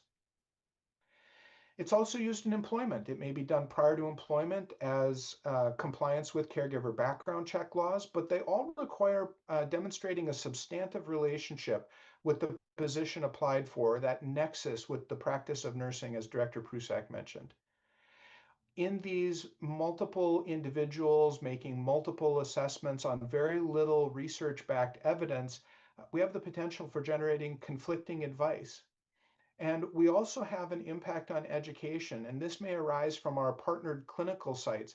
So for example, if I as an educator assess an individual and determine that they either present no undue risk or that their risk is manageable in an educational setting, I may have to submit their background check finding for evaluation to a partnered clinical who may say, no, we will not accept that student. We also have some uncertainty in the process of licensure and regulation. We have federal caregiver background check laws. We have state statutes and state regulations. And as was discussed after Dr. Brendan Martin's presentation, different states and different jurisdictions may view this differently. Some states take a very punitive lens, where other states are looking at it more through the lens of restorative justice. Regulators have a broad authority. They can look at this, and the regulators have the ability to determine that they want to be punitive or they want to be restorative, and this may be guided by the climate in their home state, or it may be guided by existing statutes, but it varies greatly by jurisdiction. We also have the multi-state license, and the existence of the multi-state license exposes students and licensees to the potential for multi-state discipline. Just by an example, I hold a license in the state of Wisconsin. I was licensed in 1998 prior to Wisconsin joining the Nurse Licensure Compact. When Wisconsin did join, I was given a multi-state license. I was grandfathered in, so I actually hold a multi-state license. The state of Wisconsin does not require a fingerprint-based background check. The background check in the state of Wisconsin is name only. In order to obtain a multi-state license, you must undergo a fingerprint background check. So I hold a multi-state license, having been grandfathered in, and yet I never underwent a fingerprint-based background check. This is just an example of the complexity that multi-state licensure can add to the process of evaluating background checks. But in all cases, we need to be able to demonstrate a relationship to practice. However, some states have a good moral character provision. Moral character is very difficult to assess, and often the criminal record is used as a proxy for good moral character. Finally, we have many individuals who will take into account the reputation of the profession. If we were to give a license to this person, is it likely that they would bring the reputation of the profession into disrepute? So background checks in nursing regulation, they will certainly occur at the application for initial licensure. They may also occur for renewal of a license or, as I mentioned, when applying for a multi-state license. I believe all states require disclosure after involvement with law enforcement. You are required to report to the board that something new has been added, you've had a new interaction. Some states, Wisconsin and Oregon now, will provide a predetermination for nursing students upon request. However, these predeterminations vary state to state, and they also vary in how well the public is aware of the predetermination services availability. But as a way of recap, most state boards don't have jurisdiction over students until the time they apply for licensure. So when we look to determine that nexus with the practice of nursing, what we're looking for is a substantive relationship between the background check finding and the job that the individual will be doing. So for example, if an individual has a conviction for drunk driving, it is very easy to say that conviction bears a substantive relationship to someone who is applying for a job as an over-the-road truck driver. We would want to consider whether or not their conviction demonstrates that they would pose a risk to the public in that job. Likewise, if an individual had a conviction for theft, it would be very easy to persuade someone that bears a substantive relationship to a position as a retail cashier. You have access to the till and money and credit card information. We may want to consider whether or not your conviction would disqualify you for that position. But what about the practice of nursing? Nurses go everywhere. Nurses do everything. So would a conviction for drunk driving have a nexus with the practice of nursing? You might argue that it is unlikely that you would be driving a car in your nursing practice, and therefore perhaps it does not. Or you could also argue that a conviction for drunk driving may be a sign of an underlying substance use disorder. And as Dr. Martin presented, the most common reason for nurses to be disciplined by their state board is related to substance use. Likewise, an episode of retail theft. You might say, well, a retail theft, a nurse is not going to have access to a cash register and won't be handling money. However, nurses handle patient belongings and have access to sensitive data, as well as a number of very expensive things in a hospital that could find their way home in people's pockets. So should drunk driving or retail theft be considered as having a nexus with the practice of nursing? As you can see, the complexities of the evaluation of background check findings creates a great deal of uncertainty for both students and nurses. The process lacks consistency, transparency, and a basis in evidence. There are some steps that we can take to try to reduce uncertainty. First of all, we want to encourage a holistic evaluation of criminal records as one part of an individual's life, whether they're being considered for admission to nursing education or issuance of a nursing license. And once again, I call for the collaboration between educators and regulators. We need greater collaboration to make sure that educators and regulators are on the same side, so that as an educator, I am admitting and educating the type of nursing workforce that you as a regulator are going to issue a license to. Having, publishing, and following written policies in a transparent process will allow everyone involved, educators, regulators, and students, to understand the process and get a better feel for how their situation will be evaluated. We also need to look at ways to reduce structural barriers, particularly those for individuals that are from communities that are underrepresented in nursing. And I think that predeterminations are one very important way of reducing uncertainty for students. This brings us to my model algorithm for evaluation of background check findings in nursing students. This is one way of approving alignment for educators and regulators. This is my algorithm as it was published in the Journal of Nursing Regulation this month, and I know that looking at this slide is really overwhelming. So let's take a moment to evaluate this in a little more stepwise process.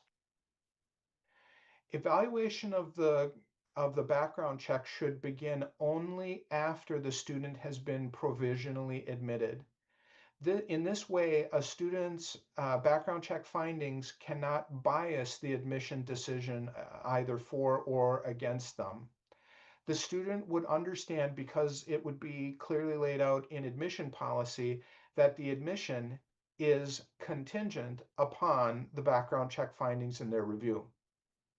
Once the background check finding is completed, it should be reviewed for convictions. If there's no conviction, it is unlikely that that individual would pose an undue risk to the public, and they should be allowed to progress into clinicals.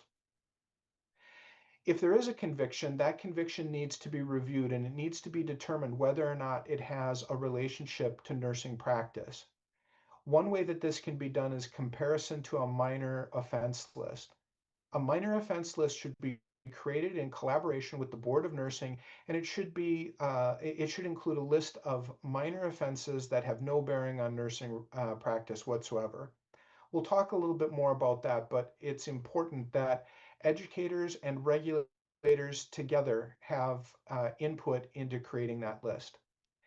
If the finding is considered to be insignificant, once again, that student likely represents a low risk to the public and should proceed into nursing education. For more significant convictions, the individual needs to undergo a more advanced screening. This includes review of a personal statement, all official documents, whether or not they fully disclose the event, and any other evidence that the individual wishes to provide. And I'd like to point out that I reviewed the information available on the Oregon State Board of Nursing website, and I want to commend you for having this spelled out in your process, where the individual is provided an opportunity to give their personal statement and talk about the circumstances in their life at the time the event occurred, and any changes that have occurred in their life subsequent to that rehabilitation, to demonstrate that they've had the opportunity to learn from that event and grow as a person. These documents should be reviewed to make sure that they are accurate, consistent, and complete. If they are not, can any discrepancies be explained? For example, that happened 15 years ago and I honestly forgot about it. Here's the information from that.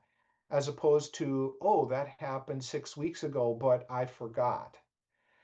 If a discrepancy cannot be explained, there's a good possibility that it may represent an opportunity to obscure the true and accurate event. These individuals may not be fully taking accountability for the event as it occurred.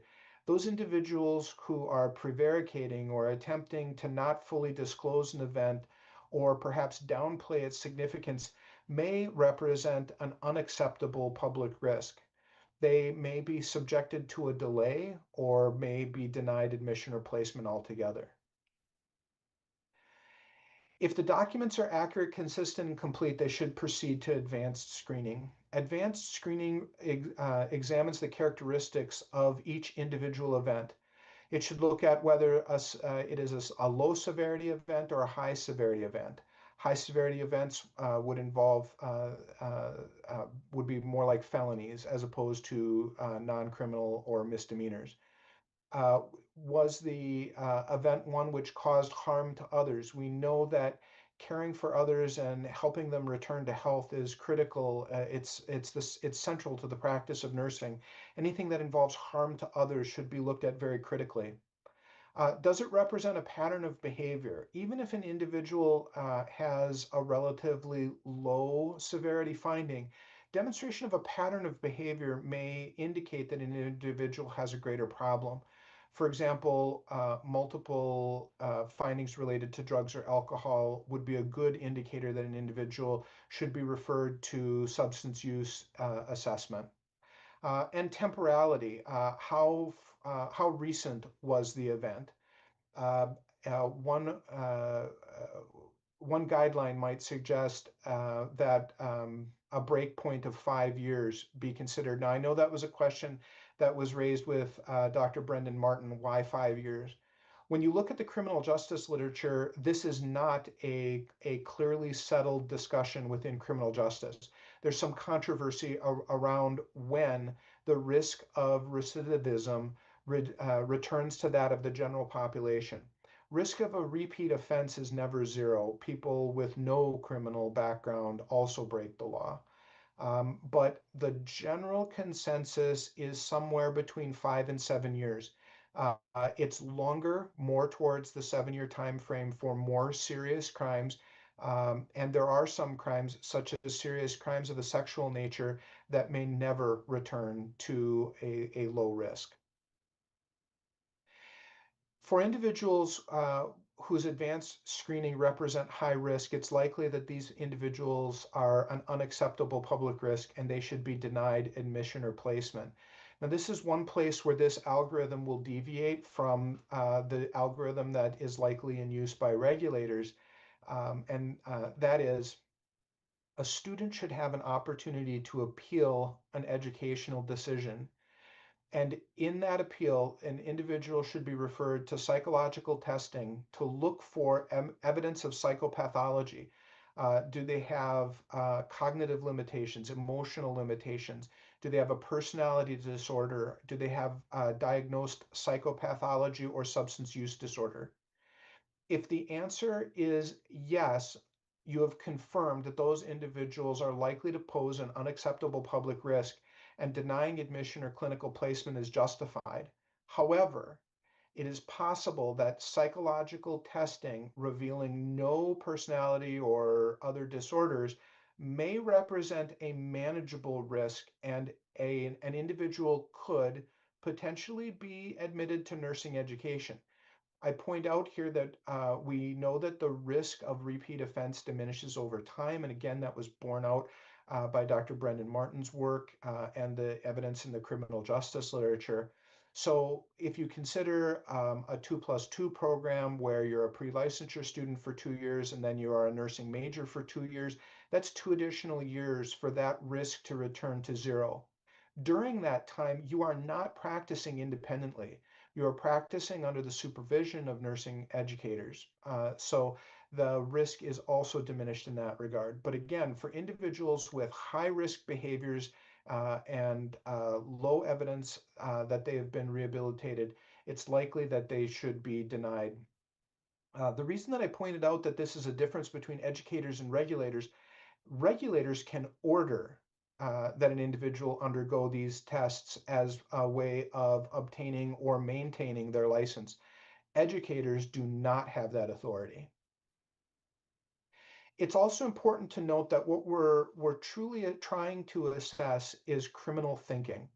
Criminal records are used as a proxy in the assessment of criminal thinking. And once again, I acknowledge the important work of Dr. Victoria Priola in really helping me understand the importance of this as we evaluate records in nursing students. There is no substitute for psychological testing by an expert in psychopathology. Once again, as an educator, I don't have the authority to order a student to undergo psychological testing, whereas a board might. That was why it was so important that this mechanism be built in after a student appeal. So one thing that may represent an opportunity for you as you're undergoing the shift to a predetermination process is helping establish a minor offense list. This is a list of offenses that are considered to have no nexus with the practice of nursing. They're unrelated. Parking tickets, noise violations, hunting and fishing licensure violations are often given as an example of minor offenses that are considered to have no correlation with nursing practice. I think that you are all experts in the practice of nursing within the state of Oregon. You already know what is or is not likely to be concerned by the Board of Nursing. By creating a minor offense list, you have the opportunity to share that information with students and educators. This may be one way of reducing your predetermination workload. So beginning to wrap up here, we are making some assumptions in this effort to protect the public. One of those assumptions is that past behavior predicts future behavior. Another assumption is that the record is complete and accurate, and that having or not having a record may be indicative of good moral character. Unfortunately, we know that criminal records are not a record of everything wrong that anyone has ever done. It's only a record of things that people have been done and caught for, and that a conviction may represent guilt, but not being convicted may not represent innocence. Individuals with social capital and financial capital may have doors open to them in the criminal justice system to be able to avoid a conviction that's got significant repercussions in licensure and employment down the road. We conclude with the need for additional research. As we have seen today, there's a need for quantitative research to demonstrate a correlation between specific characteristics and public risk. Dr. Brendan Martin and the NCSBN have laid the foundation for that. Their studies correlated any prior behavior with any subsequent behavior. What would be of greater interest would be dialing that in to be more specific. For example, does a conviction for stealing an athletic jersey from a department store correlate later with a risk for perhaps stealing from a patient under your care? There's also a need for qualitative research where we examine the experiences of students, the perceptions of educators, employers, and regulators. How are criminal records and the background check process actually impacting our students, and how is that information being used by educators, employers, and regulators? In conclusion, background checks should be used holistically. They should be used after an admission process is already concluded so that bias cannot exclude individuals from nursing education, but they should be used before clinical placement. That way they still serve their role in protecting the public. The criminal record should continue to be evaluated prior to licensure, but what we should be looking for is alignment in all three of these processes so that individuals receive consistent guidance throughout the transition from student to nursing student to graduate nurse and ultimately to practicing nurse. This represents an opportunity for collaboration between educators and regulators. What we are talking about here is maximizing both public protection and workforce development, not one at the expense of the other. These are some selected references, and I've provided my PowerPoint to the board for your references. Here's my contact information, and I would be happy to entertain any questions at this time. Thank you so much for the presentation, Dr. Pitters. Do we have any questions? All right, go ahead, Board Member Dennis. Thank you for that presentation. It was very, very informative. I think I know the answer to this, but I just want to make sure because I'm having trouble figuring it out for sure. When we're talking about non-criminal convictions, that's stuff like a parking ticket or, I don't know, hunting without a license or something like that. Is that where we are, or am I wrong in that? No, I think you're summing it up pretty well. The difficulty is that these records, what falls under what category, whether something is an ordinance violation or whether it is a misdemeanor or whether it is a felony, that varies across jurisdictions. So something might be a misdemeanor in one state and it might be a felony in another. So the data that we aggregated was aggregated into very, very broad categories, and we used the characteristic that was applied to it in its home state. We didn't try to reconcile things. To answer your question, yes, you'd be looking at non-criminal things that were more towards the ordinance violation stage of things, and it may include simple things like parking tickets, but it was not your moderate or high severity crimes. Thank you for that question. Did I answer it? Yes, thank you. I might have a a little discussion, probably not a real question. But I do appreciate the way you broke it down about the background checks and the points, the critical points where they're very essential. I think a part of which I might kind of see what the other board members think is the collaboration between educators and regulators, to the extent of possibly doing like psychological testing and the cost of that associated with that. Is that something that then falls on like a school insurance, or how do you envision that will work? That is a fantastic question, and this is something that I really once again credit the outstanding collaboration that I had with Dr. Victoria Priola. Um, uh, in the education process, as an educator, I don't have the ability to order you to psychological or substance use evaluation. I don't have that ability. So if a decision were made to deny someone admission or clinical placement, the student would have that appeal process. And if the student, as part of that appeal, were to submit information, said, I was evaluated by expert trained in clinical psychopathology, and that's a crucial point. It must be someone who is a recognized certified expert in psychopathology. Um, and I'm not a risk to the public, okay, then that would give us something to work with. But because it would be part of the student's appeal process, it would be up to the student to go through that process at their own expense and paid for by their own insurance.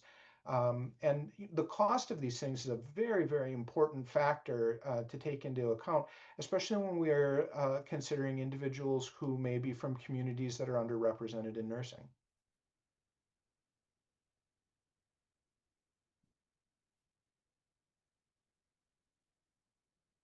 Thank you. Thank you for that presentation. I know that this has been a topic kind of circulating in regulatory communities for a few years now, and here we are facing it in Oregon. I was curious, is Louisiana the only jurisdiction that has students under their wings, so to speak? To the best of my knowledge, Louisiana is the only state that has statutory authority over nursing students. And again, it's because of that situation where they denied licensure to an individual who had received a governor's pardon for murder. And I was fascinated by the fact that the state Supreme Court upheld the decision to deny them a nursing license, even in the face of a governor's pardon, but then faulted them. Why did you let this student go all that time, spend all of that money, put in all of that work only to deny them a license? And the board in nursing said, the board in Louisiana said, well, we don't have authority. We couldn't have done that. And so that was why the Louisiana legislature then took action to give them that statutory authority. And to the best of my knowledge, they're the only board in the United States. So given that information, and that's really an interesting case, is it your recommendation then that other jurisdictions consider a similar sort of authority or setup, or, through legislative action? That is a great question. I don't know that I don't know that I would go that far, and here's why. The amount of resources that would take would be substantial. The I forget how many schools of nursing there are in my state of Wisconsin, but it's a pretty fair number. And the University of Wisconsin-Milwaukee is the largest program in the state. And if we were to have to send every single one of our students to the Board of Nursing for approval prior to admission, you're not just talking about the students that are graduating from your program and applying for licensure, but every student that's applying for admission. I think that the resources of that would be really significant. I think that you could accomplish much the same by that increased collaboration between regulators and educators. I don't think that, speaking for myself in the state of Wisconsin, I don't think that educators and regulators are always on the same page. And Wisconsin has undertaken the predetermination process similarly to Oregon, but I don't think it's a very well publicized mechanism. And so I don't think very many students take advantage of it. And if people aren't aware of it and they don't know that they can apply for predetermination in the really tough cases, they don't know that it's there to help them navigate that decision. Increased collaboration between educators and boards of nursing, I think, would accomplish much the same goal. Perhaps with fewer resources, but in a perfect world with unlimited resources, yes, I would advocate that board of nursing should be involved, even from the point of application to nursing school. That's a great question. Can I add some context to that as well? So yes, thank you for that discussion. It was wrote down some notes and it kind of had some of that same idea. So one of the things that's been interesting since this law passed, Senate Bill 1552, and we have implemented it. This was a process. Predetermination has always been a process that boards could do. However, a senator for many, many years was advocating that across the board, it wasn't kind of advertised or understood. So we weren't seeing it. And this isn't just health professional regulatory boards, it's just all licensing boards, electrician, plumbing, everything. And so now that it's been implemented in law, we are seeing it more and we have, the most licensees. But with that implementation in law, we have to follow the law. And so it's been real interesting to kind of understand that and implement it. And does there need to be amendments in the future now that it's been implemented? Possibly, and it's things that we're thinking about. But when this did happen, I asked Dr. Blackhurst to host within her deans and directors meeting, which I know our board member that represents education joins, about what the process is and how we could collaborate, how we could think about it, because it's not just our regulatory boards doing it one way and educators doing it one way. It's then clinical placement practice sites who potentially are where a school accepts them, and then there's that barrier. So it really is this, and we do want to do that work that is recommended by Dr. Peters to collaborate more and potentially add to this research. The other thing, when you think about resources that I heard, and Laura, correct me if I'm missing anything, but the conversation around the right thing to do of doing the background check after the admission, but then how long does that process take and what happens if that spot is saved and then they have to find another person to take it? It's not saying doing that is wrong. It's just limited resources and then what ends up happening. And then the last thing I'd say just is, do we do the right thing by passing a law, a sweeping law because of one incident? Because it is something that I have seen done in our state and other states, and I don't know if it is the right answer or like suggested the resources to support how we collaborate better. Is there anything else you think from kind of the discussions we've started already or where we're thinking about that you want to add to that, Laura? Yes, I think what I would add is just a little bit more context for here in Oregon. So the Oregon Health Authority does have rules for nursing students and really all health professions students who are going into clinical. And so it's not coming from OSBN, but the Oregon Health Authority does say that you must have a background check, that it must be conducted at least 3 months before you start your program, and it definitely needs to be fully completed before you actually go into clinical. So one other thing I think to keep in mind is that while the Board of Nursing might not have regulatory authority over students, there are, again, other layers of protection here in Oregon from the Oregon Health Authority. And I'd also, because I like teaching, that some agencies have more in-depth background checks. But I think that's that key. Like if we know 3 months in advance, we could potentially place a student at a site where like a more restrictive background check wouldn't allow them to be. But I actually had a question about, do we know if schools in Oregon are using a pre-admission background check? Or Laura, sorry. So when we discussed this at the deans and directors meeting, what we heard, and again, this is anecdotal, I don't have, numbers or data. We did hear that most schools were trying to holistically admit the students and admit them tentatively before the background checks. I think one of the things we did hear from our Oregon schools is that they do struggle with a positive finding on a background check and that gap in knowing, gosh, is this student even going to be able to get a license? And so we've had positive feedback about being able to share. We have a predetermination process now. Yeah, and I think one of the other things you just said is something that will come up when we're talking about potential drafts for laws in 2027. There is one example of one board that does have kind of a background check.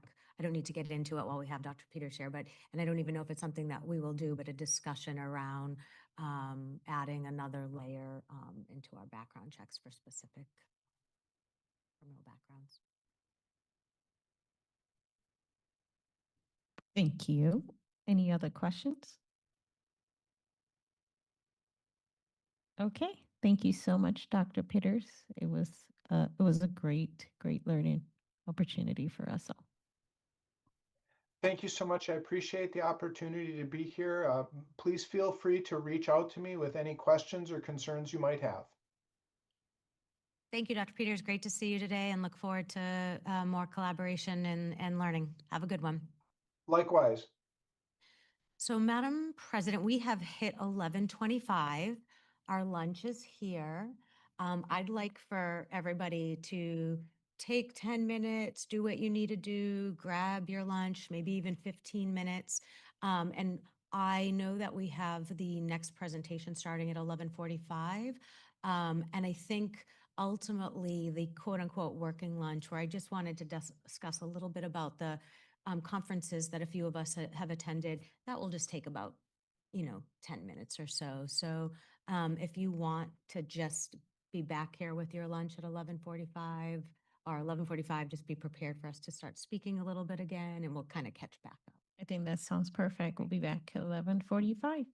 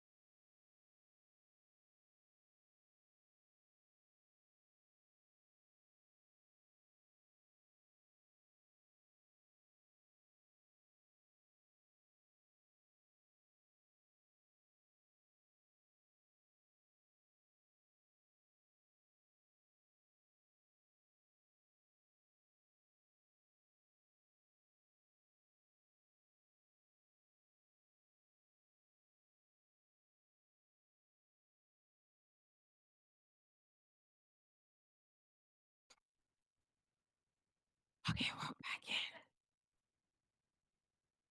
I had to use that. Welcome back, everyone. It is now 11:48, and we will start with our executive director. Yeah, hopefully everybody is enjoying their lunch. And I just wanted to take a moment while we were, having this little lunch break before we get back into presentations to talk a little bit about some conferences that I know some of you have gone to, as well as my experience at NOAP.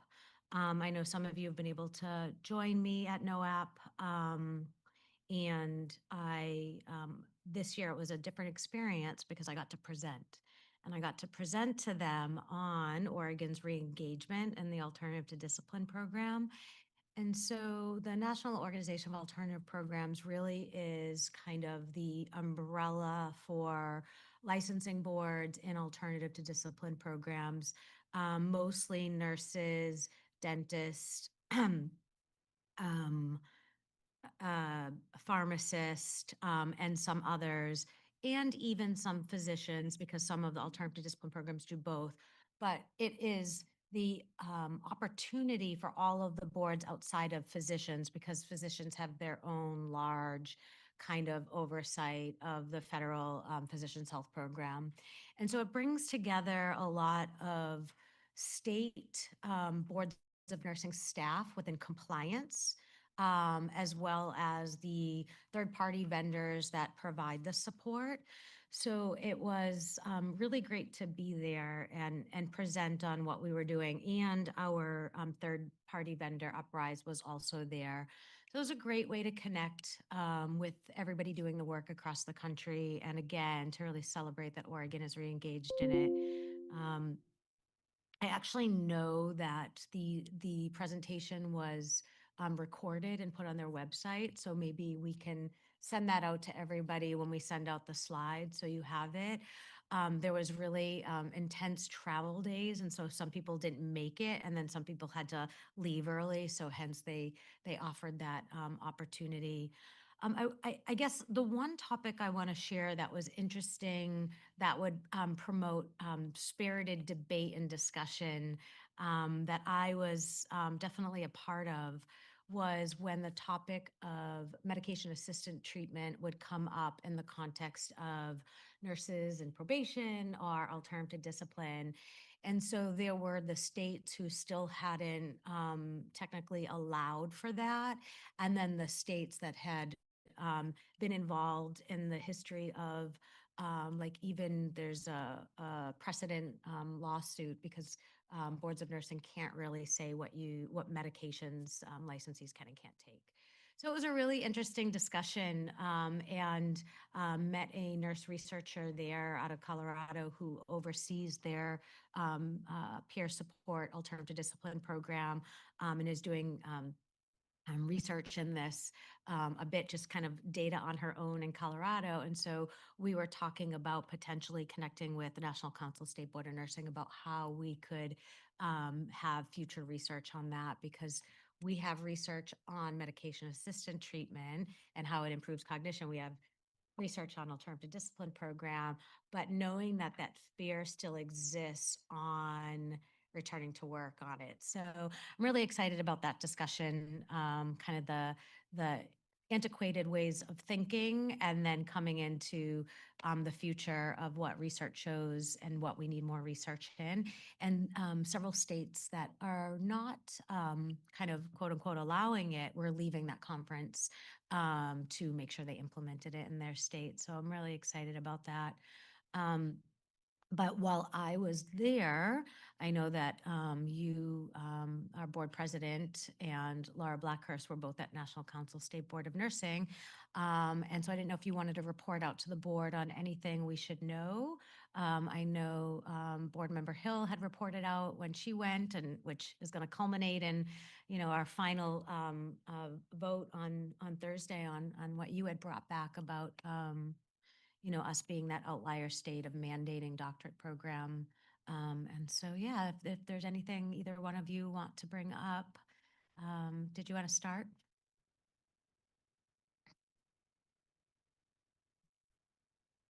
All right, I would be happy to start. So the NCSBN mid-year meeting, the theme was evidence in action. And so a lot of the discussions at the mid-year meeting were really just resetting NCSBN's research priorities, really thinking about what is it that boards of nursing need in terms of research and evidence and the ways in which they can support us in applying evidence through regulation and the Model Act and model rules that they publish every couple of years. Um, I think a lot of what we did at the mid-year meeting, I would say, is really gearing up for the annual meeting when there will be a delegate assembly and voting on some new policies. But other than that, it's just a really good opportunity to network and actually talk to the nursing regulators in other states and hear their challenges. And it's really interesting. I think a lot of us face the same challenges, and then each of us probably has our own different challenges in each state. I'll let you take it. I'm going to follow up on that. It's a lot of trying to encourage the evidence in action of having the data that all boards need together in one location so that we can all share information, actually use it to benefit each other, and see how each board is addressing different things. It kind of rang in when the discussion came up about increasing fees for the NCLEX itself, and looking that they hadn't been increased for maybe 20 something years. And now they're discussing probably start revisiting that every 5 years, and to see like how does nursing fees compared to like doctoral license and fees and the difference in it, and how NCSBN can kind of look at it differently so we don't always fall back in deficits. There was conversation about the APR and compact states, more of just updates. The big thing I did like is the access to, now the name is skipping my head, but it's like a little networking app from their website where each person from each board can kind of converse with each other. So if you're looking for someone in licensing in Nevada, say, hey, who's in licensing in Nevada? I have a question for you. It makes it easy to like kind of connect with each other and kind of ask questions. But yes, definitely a lot of things about gearing for upcoming annual meeting. But it was nice to meet people and network. I probably talked too much, did I? And I know they do a report on across the country, every board of nursing on licensing, education, and discipline, because I work with the staff to help me answer that every year. But it is interesting for you to hear you both say like a place to go where we can look, because we all as staff can do a survey across the nation and ask a question, and it's not necessarily tested against the person who answered, is this 100% accurate? And then we look at it, but then they're never really published or posted anywhere. So we then have to reach out to the other board to say, hey, that was an interesting thing that you asked. Can I get your results or whatnot? And we in the policy department and sometimes I will do it on behalf of the investigation department, when we come to you all to present on something for improvements, changes, that is what we're able to do, is ask the boards across the country that way. But it is true, there's not any like living kind of dashboard where it all goes outside of the report, huh? I can also add, as an aside, I'm on an NCSBN committee. We are on the Regulatory Metrics Committee, and that's actually our charge, is supporting boards to develop dashboards to demonstrate data and metrics, in, everything from customer service to, timelines, education data. So we're just getting started with that work, but that is another thing that we're collaborating with National Council on, is just how do we, again, collect data and then use the data to actually influence the work we do. Yeah, thank you for pointing that out for the board. So there was, each policy analyst has, including Barbara Zhu, just recently retired, has had extensive, representing Oregon in some capacity over the years with National Council. And right now it's Laura, and in the past it's been Gretchen and Sarah, and as I mentioned, Barbara Zhu. So we stay connected as much as possible to bring back information to you. I have a question. Yeah. You were mentioning medication assisted treatment. was that referring to like Suboxone or? Yeah, so a lot of the conversation really is what is it, naltrexone and Suboxone versus the past treatments of methadone. It really is now, how can we make sure that the meds that improve cognition is also allowing safety at work. And so it's interesting because we can know that data working with our third-party vendor. And so that's why I'm having a follow-up meeting with the nurse researcher out of Colorado, and then hopefully National Council to think through how can we support this debate that's happening that somehow it isn't safe. So yeah. Yeah. And we almost, when we, got back in the alternative discipline program and aligned our policies and probation, thought about having like a strict policy on it. But we, surveying the country and understanding the laws around it, treating it like other medicine. And so there's didn't need to be a strict policy just on MAT, but I think the goal is mostly Suboxone and naltrexone.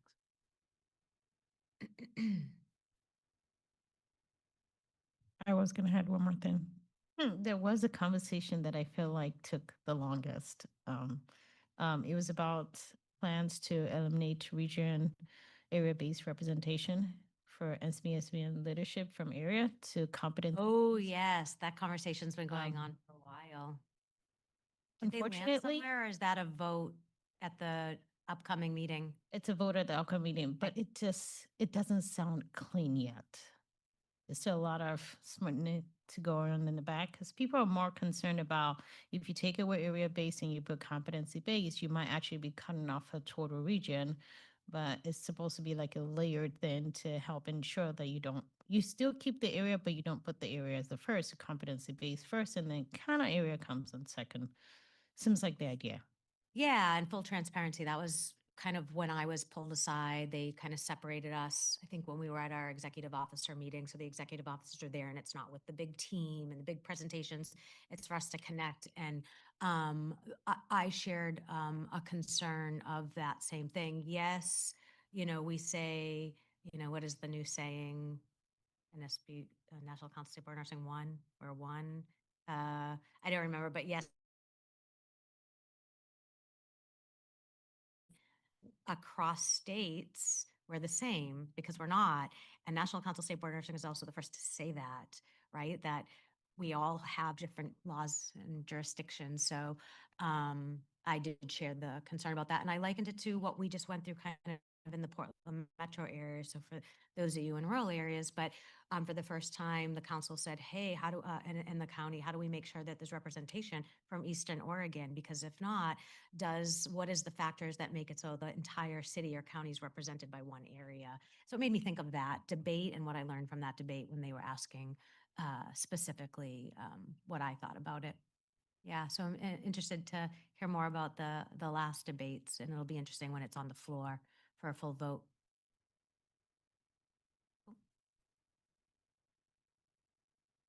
All right, well then on that, I think we should move into the next presentation and invite our policy analyst, Gretchen, and Chief of Staff, Kimberly Goddard, who's also our legislative liaison, up to present. And I am so excited about this presentation for them to share out the body of work that we supported happening over the recent years.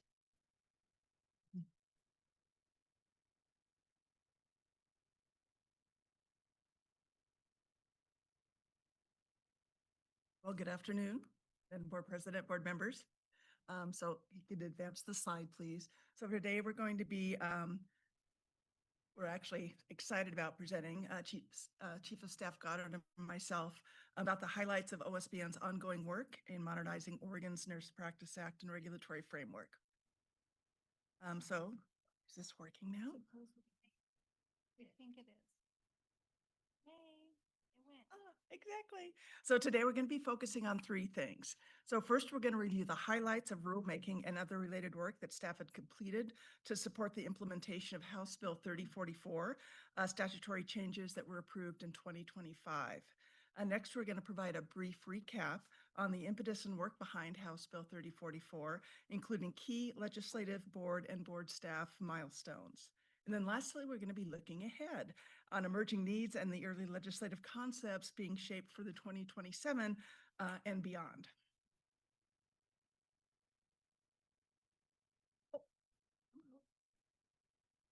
Maybe you better, it's sticky.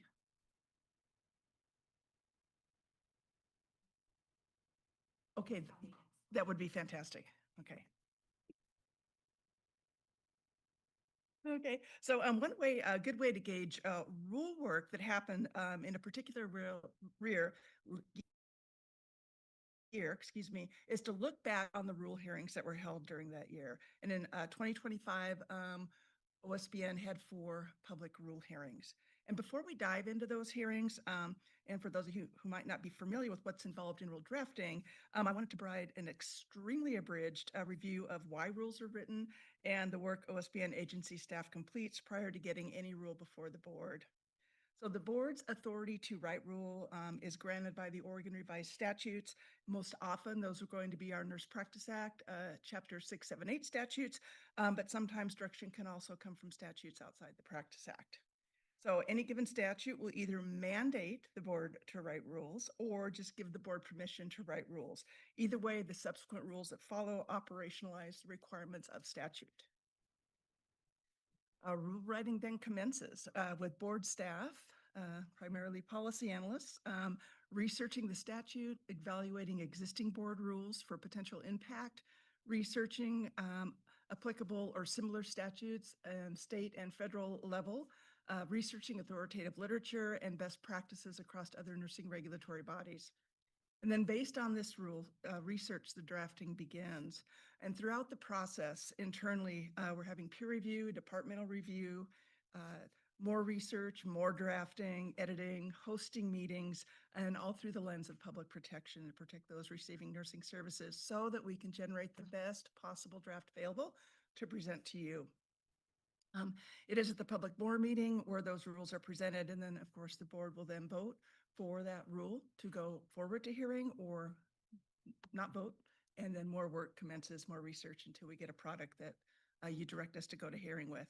So by the time rules are proposed to the board, agency staff have already logged many, many hours of work into the rules, as in the case with each of the divisions that you see on the screen, which represent all the work rule writing that occurred for 2025. So I'm going to briefly go through these hearings just as a recap.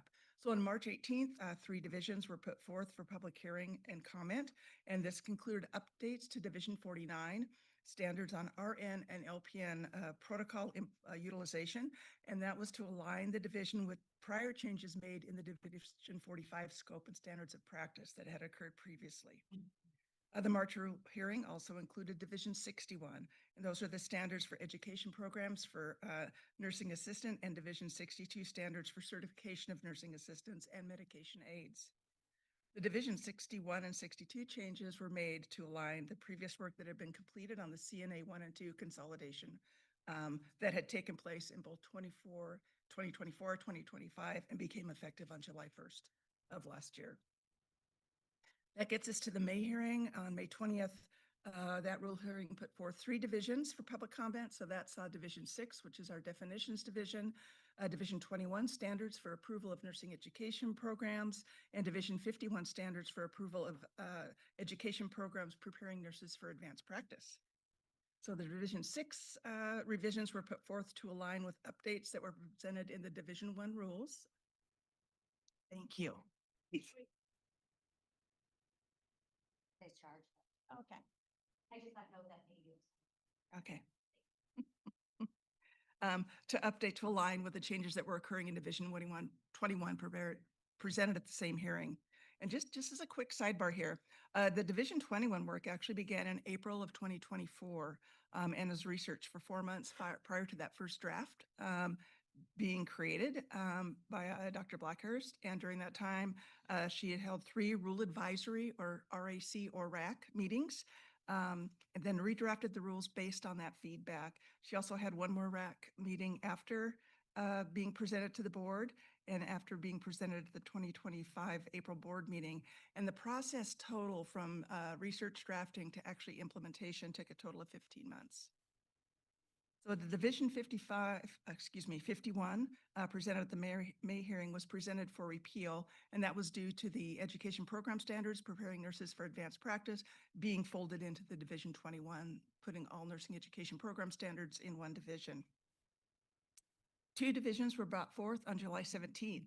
The first was Division 10, titled Administration, and this is division which contains standards on board duties, elections, vacancies, and board member compensation. And if you recall, the updates to this were to update and make an adjustment to board member per diem rates.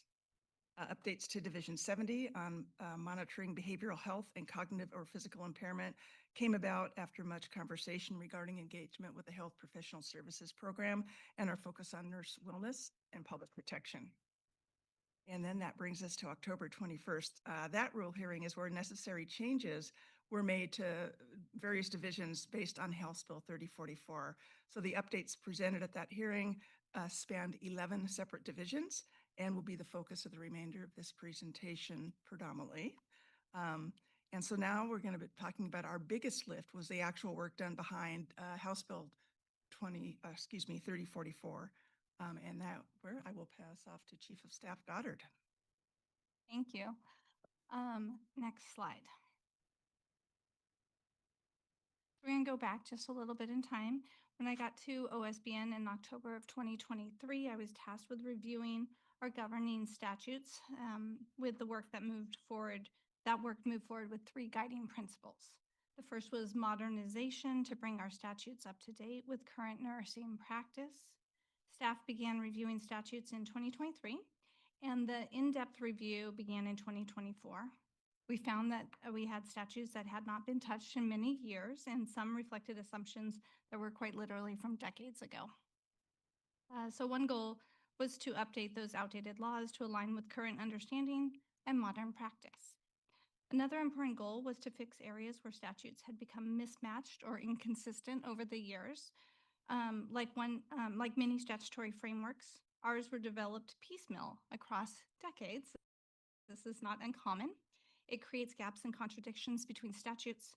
So those were our work aimed to realign our pieces and improve clarity to reduce confusion for both the board and for members of the public. And finally, we aim to center a customer-focused approach to our regulation, and that meant addressing issues like language that prohibited refunds and securing statutory changes that supported equity in license duration for our nursing professionals. With that as our foundation, we can go to our next slide. So what you see here is the major legislative milestones that ultimately brought House Bill 3044 from concept to law.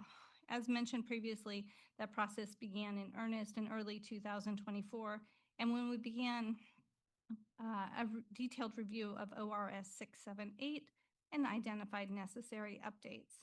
Those findings formed the foundation for a legislative concept. I'll add a note really quick of thanks to all of our policy analysts that are here today who also brought a lot of public conversations they had and that also informed some of the work that went into 3044. In April of 2024, the board reviewed and discussed the concept and provided direction that helped shape the development of the bill. And from May until October of 2024, staff continued refining the legislative concept language to ensure accuracy, clarity, and alignment with the board's regulatory goals. Those efforts culminated on January 12, 2025, when House Bill 3044 was formally introduced in the Oregon legislature. Director Prusak provided testimony and addressed legislators' questions throughout the session, and House Bill 3044 passed the legislature on May 15th of 2025. It was signed by the governor a week later on May 22nd and became law on June 11th, 2025, with an operational date of January 1st, 2026. This timeline highlights the sustained multi-year effort that was required just to move the statutory framework forward. From early staff analysis through board engagement, drafting and refinement of the bill language, and ultimately winning legislative approval Each milestone reflected here shows us the depth of work that was behind that initiative. Next slide. So here we see that the work actually didn't stop with legislative passage. Staff work was actually just getting started. Following the bill's passage, we began in June by establishing an OSBN work group.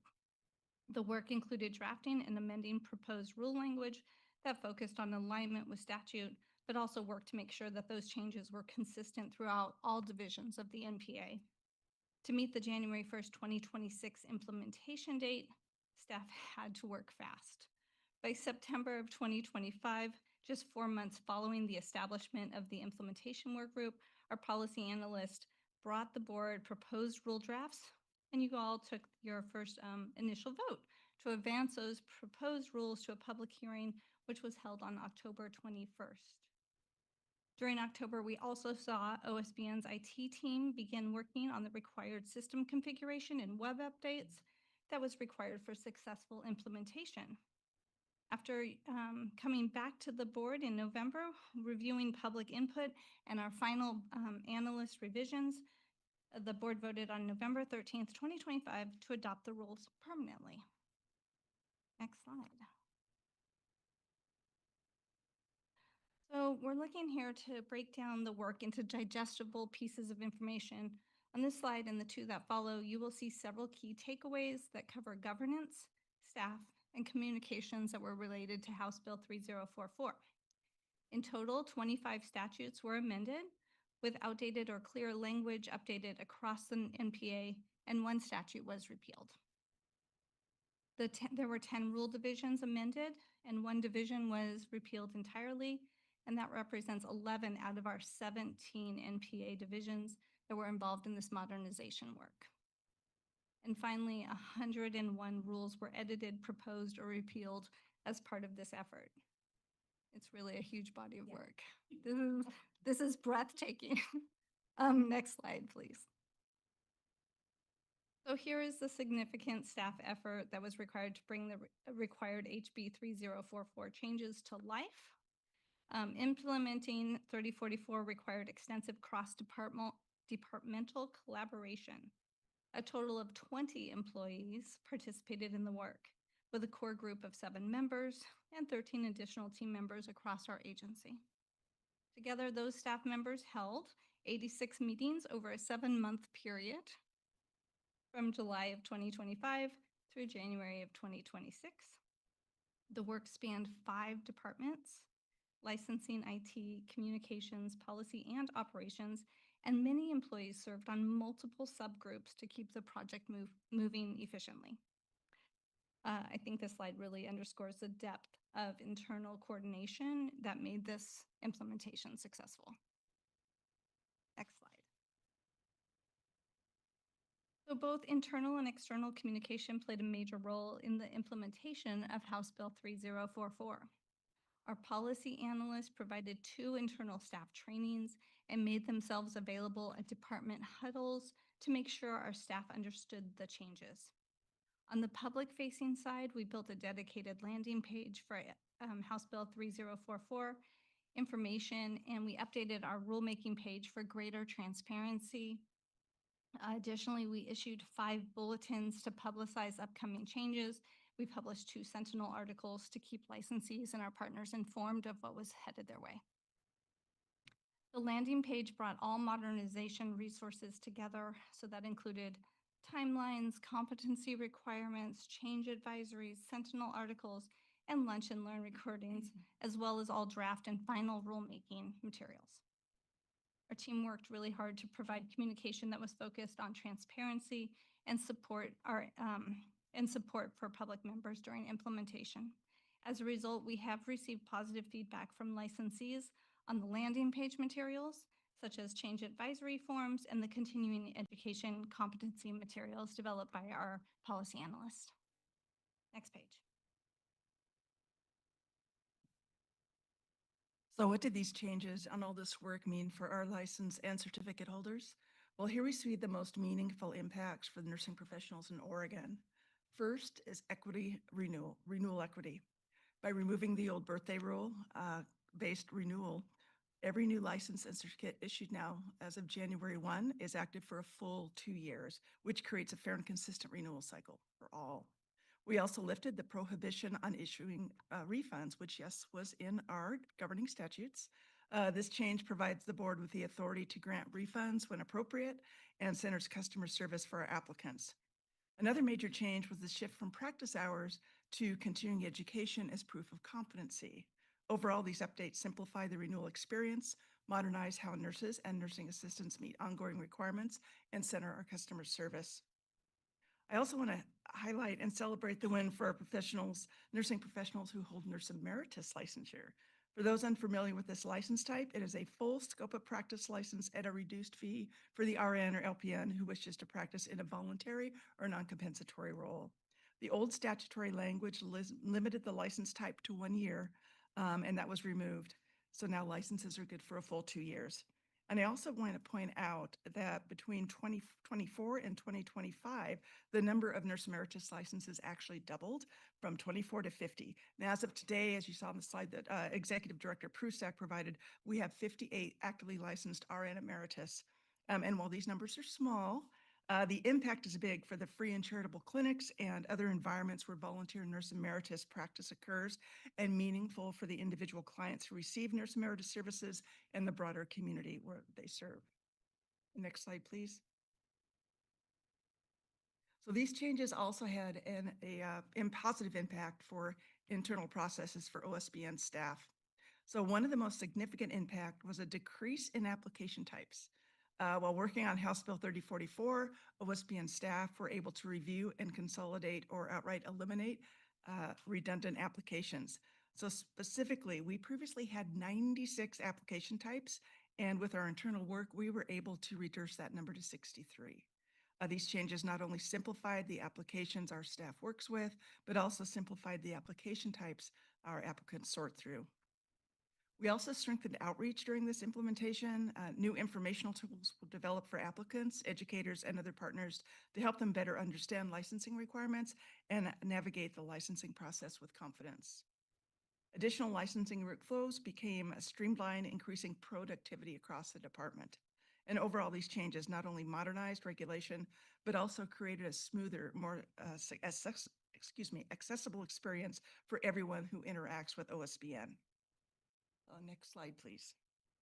So there's still several important implementation activities that are underway. Our licensing team is preparing to use the audit feature available in our regulatory database for reviewing continuing education compliance in a random blinded method that precludes discrimination. And we will continue offering an updating modernization landing page to keep the public informed. And on the IT side, we're already laying the groundwork for when the new continuing education renewal requirements become effective in 2028. And this work will make sure that our systems and processes are ready well in advance. These ongoing efforts will ensure the modernization work continues and to be integrated smoothly across the agency.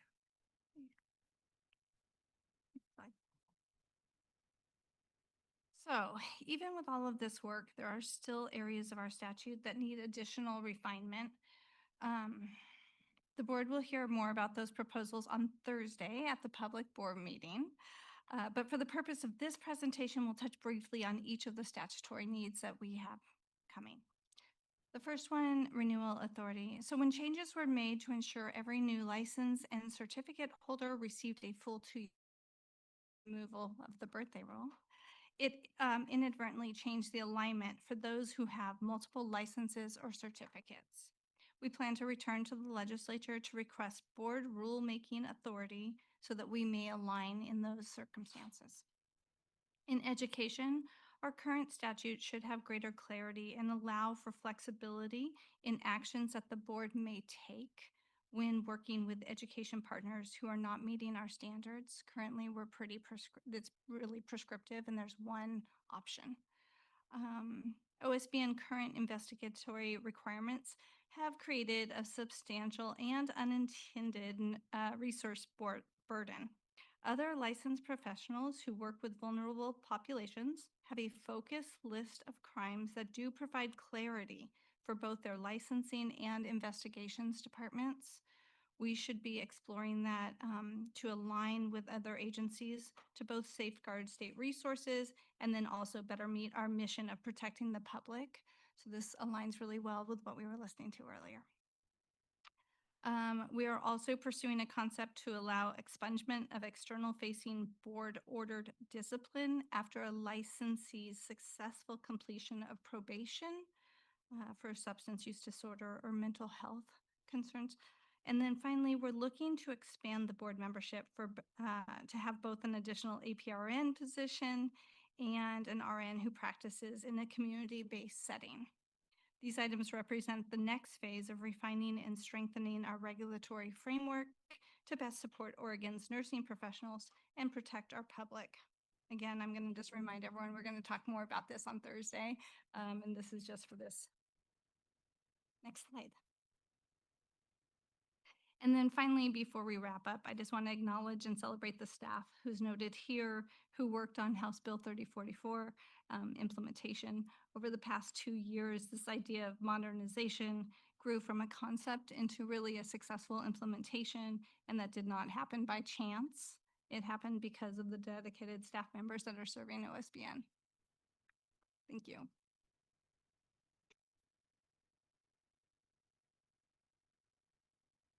Thank you so much for that. That's a heavy lift. Huge. So just look at how much went into that and the timeline. I know we're going to talk about a lot tomorrow, but does anybody have any comment, feedback, or question? Just have a question. Now that CEUs are, the new standard versus practice hours, you had briefly mentioned auditing licensees. What does that look like? So board member Kalis, members of the board, we are exploring the best way for us to do that by looking towards what others are doing. Because historically, whether we were doing CEs or practice, it wasn't being audited. It was based on, attestation. So we are exploring what that will look like. And we wanted to, when we took our votes, make sure there was that opportunity for the transition for those with licenses to transition. Now, of course, someone coming back into practice is showing you all, but that is still to be determined of what exactly it will look like. And I know our licensing manager is looking into all the different options. Oh, is there anything else, conversations that I've had that anybody wants to elevate? Okay. While I have the mic, I'll just want to say, I know and acknowledge the pressure felt on you all as a board, especially in September and November.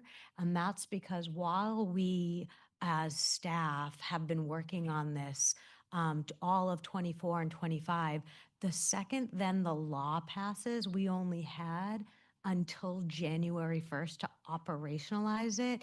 And so want to, again, acknowledge that I know September and November felt very stressful for this board, and why I really wanted this presentation to be an extension of the strategic plan, because it really does highlight all of the work that is going into not only supporting the strategic plan initiatives, but everything of modernizing what we need to do, and then the huge body of work done behind the scenes, because I truly believe building that trust between staff and board is so important, and you don't always get the opportunity to see that, especially on these time-sensitive matters. So again, I really want to thank Kimberly Goddard, who led this charge. She would report back to me consistently, always. I would show up at some of those many meetings to ask questions and make final decisions. But seriously, everyone in this room, the policy analysts led by Kimberly, the investigation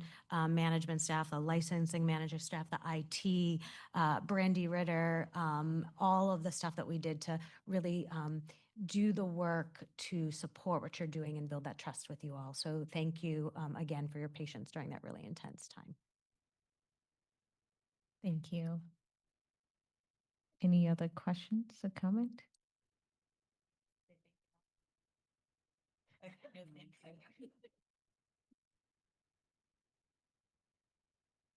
Yeah, and in the packet for this, it's the legislative report that goes to all the legislators of what we've done, and anybody that has seen it is blown away. So 100%. That's a lot of brain detail. Thank you so much. Thank you.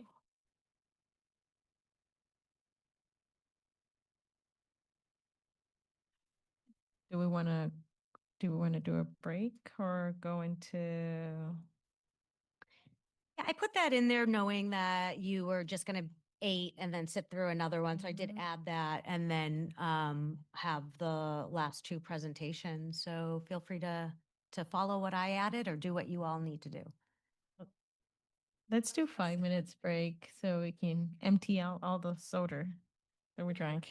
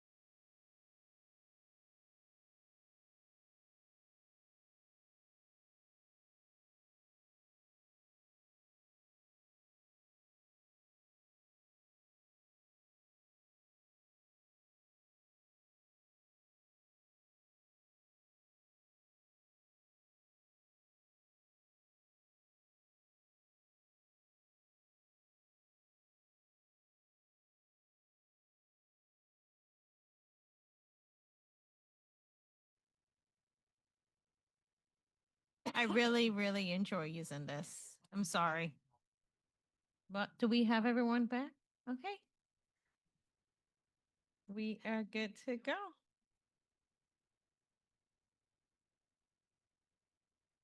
No, take it away. I know that you're gonna do it justice, introducing yourself and kicking us off. Well, I am excited to present to you all today in my capacity, not as a board staff, but actually as a doctoral student who has been doing research on nursing regulation. Um, I want to be really clear. This is both a research presentation, but not quite to the level of Dr. Peters or Dr. Martin. Their work is published. Mine is not. It will be. So one thing to be aware of is I'm going to try to keep it high level, give you detail, but I did a lot of statistics, and I'm not sharing those numbers with you all today. But I think this will be a really good discussion following all of the other presentations we've had today.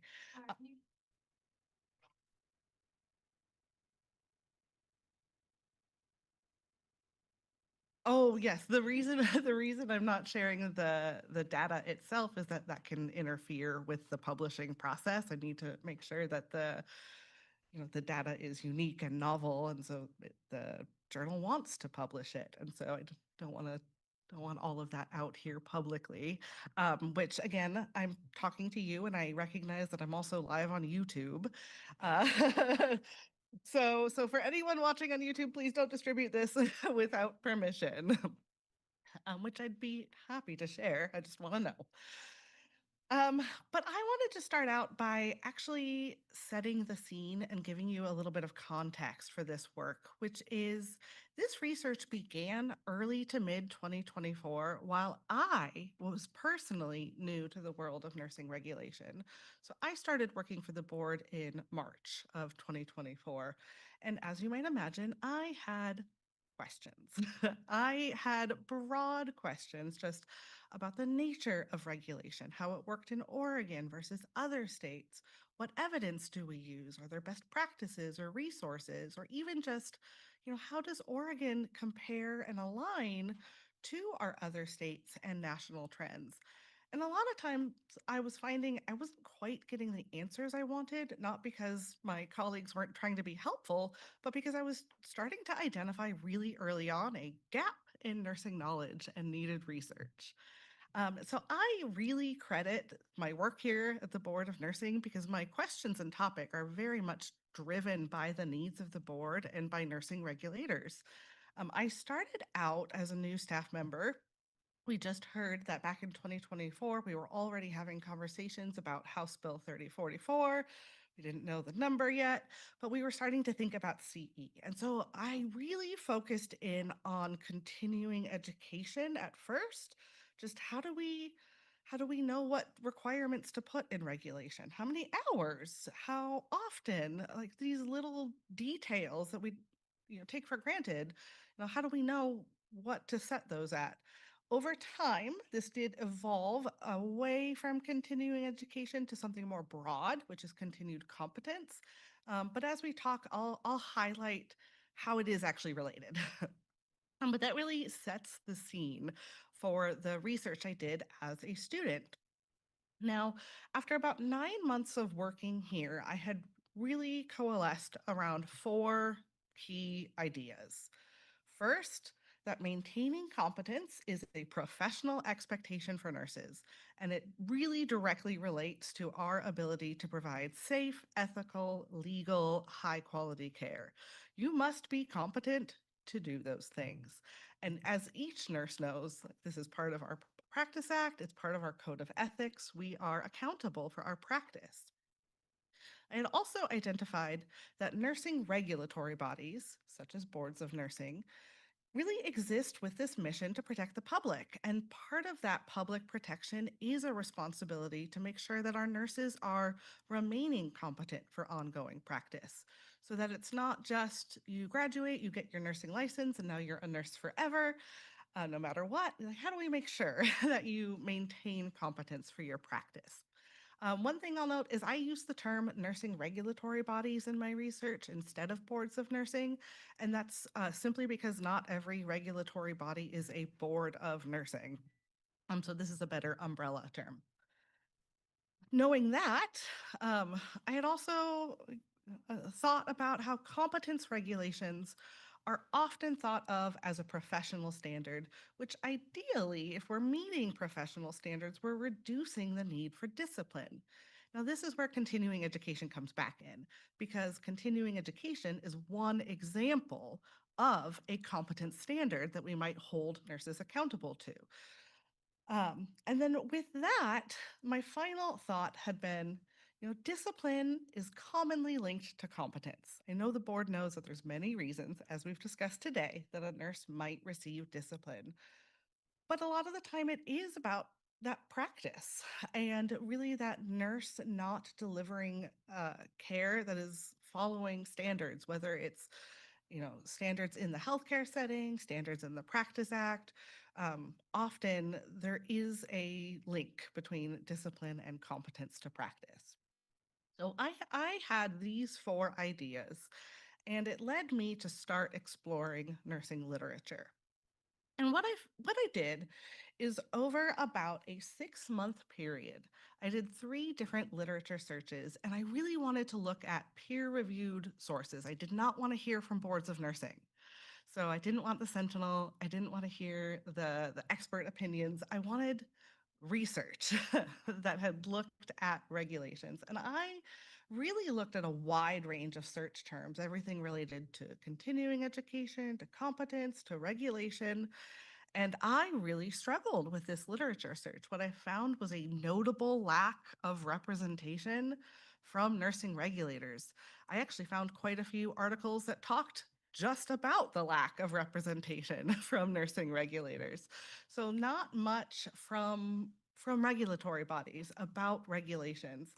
What I also found was that there was just a broad lack of evidence around the efficacy of competence regulations. So even though many boards of nursing have this responsibility and goal of making sure that nurses stay competent for practice, no one was publishing if it worked, if it did anything. And so at some point I was just desperate for literature. And so I finally, by my 3rd search, had really expanded. Give me any health profession that's regulated and regulates competence. Give me a 25-year period. Is it in English? Is there full text? I will read it. And so I took a really broad look at how other health professions are also thinking about this issue of how do their license or certificate holders or practitioners, how do they stay competent? What I found, and again, keeping this high level, so summarizing this into one slide, is it's interesting, first and foremost, competence itself is not easy to define. There is just no shared operational or theoretical definition of competence. And this is because competence is truly context dependent. What a nurse needs in one role or practice setting is very different than what another nurse needs in a different role and practice setting. The actual makeup of your knowledge, your skills, your abilities, it varies. And so how do you define competence as a nurse when a nurse could actually practice anywhere? And what's interesting is, again, in the literature from other professions, they have this challenge as well. They're saying the same thing. How do we define competence? How do we measure it? And that really sets us up for this being a difficult thing to standardize if we can't even define it in the first place. What you do find in the literature, though, is that regulatory bodies typically use something to indicate competence. So continuing education is the most common thing used by regulatory bodies, nursing and non-nursing. If you do this amount of continuing education, that indicates you're likely competent. In the US, our regulations tend to talk more about continuing education. Globally, regulations often talk more about continuing professional development, but honestly, a lot of the literature just uses these terms interchangeably as well. You also see other common indicators. So professional certification is a really common indicator used by a lot of regulatory bodies, because to be certified in a specialty area, that's a good sign that you're competent in your practice area, right? Recency of practice and practice hours, again, sometimes discussed in the literature, but not nearly to the same degree. And then some places will use self and or peer assessment. Like, I self-assessed and I know that I'm competent. Or I self-assessed and I realized that these are my gaps. As you can imagine, the nursing literature is rife with pros and cons of each of these different methods. But what's really interesting is that there's a lot of literature that talks about you just have to know what the standards are where you work, because there's so much variability in regulation. There's no easy way to summarize the requirements that you might experience as a nurse or another healthcare provider. And a lot of regulatory bodies, they don't pick just one. So there's a lot of regulatory bodies that do combo some of these indicators together. Like, maybe I do have to do a self-assessment that guides what CE I pick. Or maybe I do have to do some continuing education and a small amount of practice hours. What's really confusing here in the United States, especially, is that there's a lot of boards of nursing that give options. So not every licensee is doing the same thing to demonstrate competence. They get to pick in many places what they do and how they demonstrate competence. There's one board I won't name. They have 8 pathways, 8 different ways that you can demonstrate competence. And so just there's so much variability in these regulations. I think the 2 big considerations, though, that I would wrap up with is that while regulatory bodies use an indicator, it's in their regulations, indicators can only ever assure that someone is competent. And a lot of times when we talk about standards, we talk about ensuring that nurses are safe to practice. You might have noticed I said that on like the first slide. But you can't ever ensure that someone is safe. You're only ever going to be able to use an indicator to assure they're likely safe. Boards of nursing are not set up to directly assess the competence of every single person we license. And so the regulatory body's assessment of competence is really inherently a reactive process where we have standards you must meet to be able to renew your license. But beyond that, we're not directly assessing that individual's competence unless it's through a complaint or disciplinary process. So again, this is a really brief literature review because I summed up dozens of articles in 3 major bullet points. But there's, again, not a lot of voice from regulators.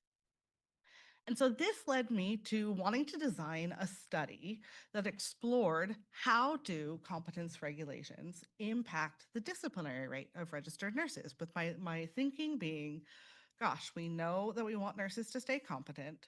We know that standards, if you're meeting them, should be a way that helps to assure you're staying competent, but is it doing that? Are we seeing an impact on the disciplinary rate? So I tried to look at this in 4 different ways.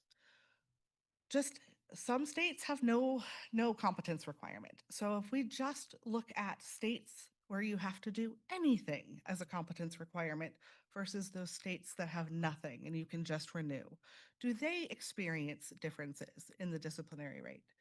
And then look at those indicators, whether CE is required or whether practice hours are required. Does that make a difference in disciplinary rate? And then I was still very interested in continuing education. Like I said, that's how I kind of got started on this question. But did the hours matter, or did the topics matter? Did any of these variations in regulation, were they any associations with the disciplinary rate? So high level results, because again, I'm not giving you all the numbers yet, not published. I'm skipping ahead. Let me tell you my methods first. So what I did is I designed what we call a quantitative, non-experimental correlational study. And my plan was to gather regulations, gather data on discipline, and do some descriptive analysis, just describe the trends in regulation, but also do inferential statistics where we're doing actual tests. And I did some modeling as well of the different indicators and whether there are associations within the models. I used publicly available data from 3 sources. So I always like to highlight that even though I worked here, I did not use any of my resources regarding nursing discipline. I used data that's already published. And so this is secondary data that is being reanalyzed. I was able to capture regulations from the National Council, gain numbers of active nursing licenses from the National Nursing Database, and then disciplinary numbers from the National Practitioner Data Bank. And one of the nice things about all of this being public is that the population for my study was meant to include all US state and territory regulatory bodies which regulate RNs. There's no need to sample, it's all available. And because I'm keeping it simple and was a student, I looked at 1 year, a single year in time. So when I was doing this analysis, 2024 was the most recent complete year of data I had access to. And so that is why it was chosen. All right, now onto my high level results. So these are the only numbers I'm going to give you because these are already public and out there. But what I found was that most states do have a competence requirement, 84%. It's a little hard to see on my map here, but it's the yellow states are the states that do not have a competence requirement. And in those states, you don't need to demonstrate anything to be able to renew your nursing license. It's an interesting scattering of states, I think. The 6 most common competence indicators in order on this list. Again, continuing education is the most common indicator, followed by that RN certification. Practice hours is 3rd, which during 2024, Oregon was in that group. But also being used by boards of nursing were refresher courses. Some states would have you retake the NCLEX as a way to demonstrate you were still competent. Not the path I would choose necessarily. And then some states named competency evaluations as well. And then the other thing that came out of the initial results is that I was calculating the disciplinary rate for every state so that I knew it was being calculated the same way everywhere. But what I found was really surprising. The disciplinary rate of registered nurses was much lower than I expected. A lot of literature talks about there's about 1% discipline in nursing, but I calculated 0.18%, so much lower. And I felt very validated hearing Dr. Martin talk earlier. He said 0.16%. So I don't know how he calculated it, but those are very close. And that makes me happy that we must have similar calculations. The reason I highlight that is with a disciplinary rate that low, 0.18%, the ability to detect an effect from any of our regulations is very unlikely. There's just so little nursing discipline that it's going to be hard to suss out, is this from regulations or is this just kind of background because it's so low? But I proceeded with doing several different statistical tests to answer these 4 questions. And what I found was that in terms of competence requirements, if you had one or you had nothing, it made no difference in the disciplinary rate for registered nurses. The indicators, however, some were statistically significantly positively associated with disciplinary rates, meaning when the indicator was used, the disciplinary rate was increased. So I'm going to come back to that one. CE hours, CE topics, no difference, no associations. And so it really didn't matter if you were requiring 0 hours or 25 hours or CE on any number of topics. None of it actually made any difference to the disciplinary rate. Now, again, That could be because the disciplinary rate is so low, it's going to be hard to detect an effect, but it was interesting, like something I did not expect. I honestly went into this thinking I might find something, and really it's just the indicators. So let me go back a slide to the indicator list. So these are the 6 indicators that are the most commonly used across the US. And I will be honest, I am not a statistician, even with all my joking about having lots of numbers and statistics in this study.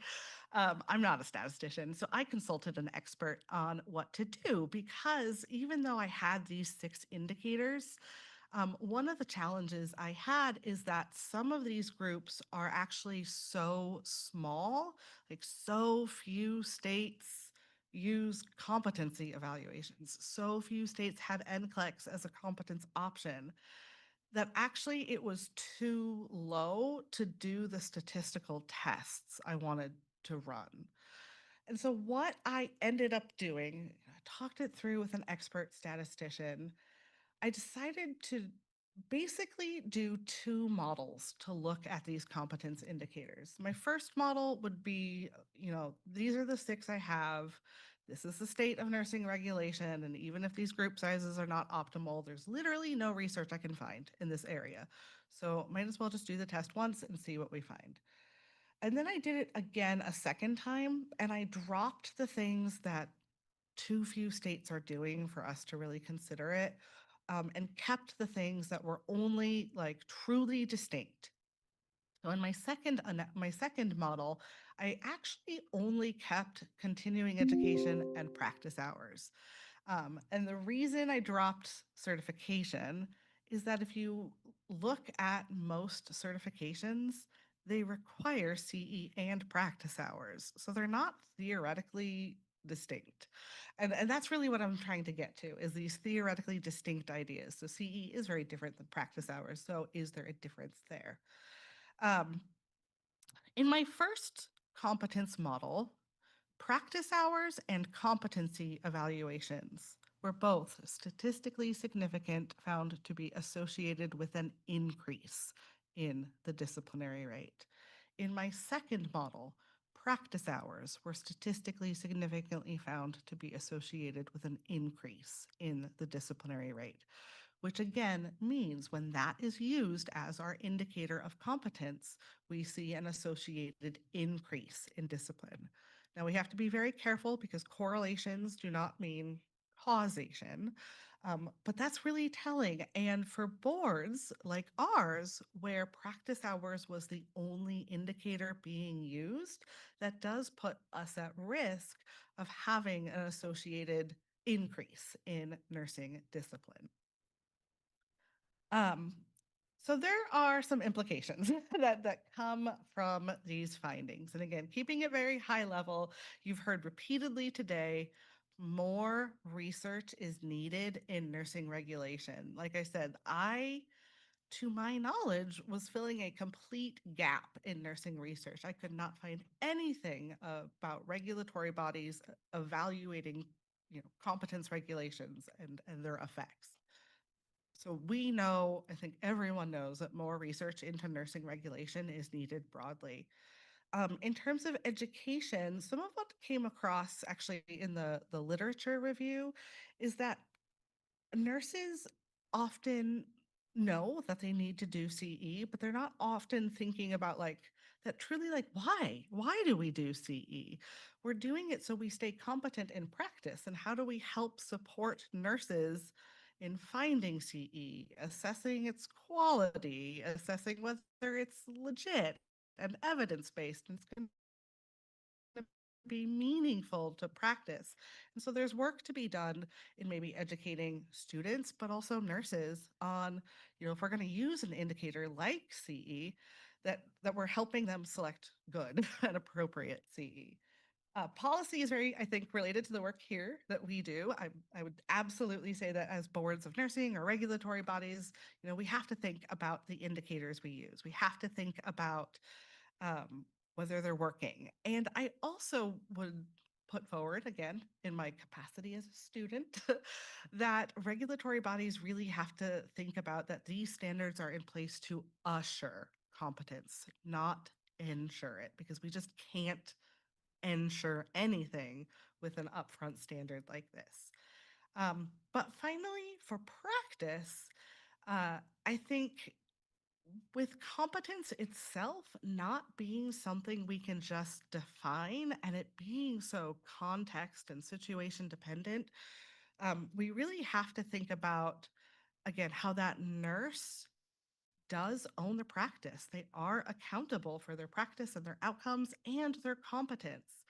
And there might be opportunities for regulatory bodies to partner with educators or employers or professional organizations. And maybe those nurses who work in certain settings, those employers might be the ones actually best positioned to make sure that you are competent for the role you're in.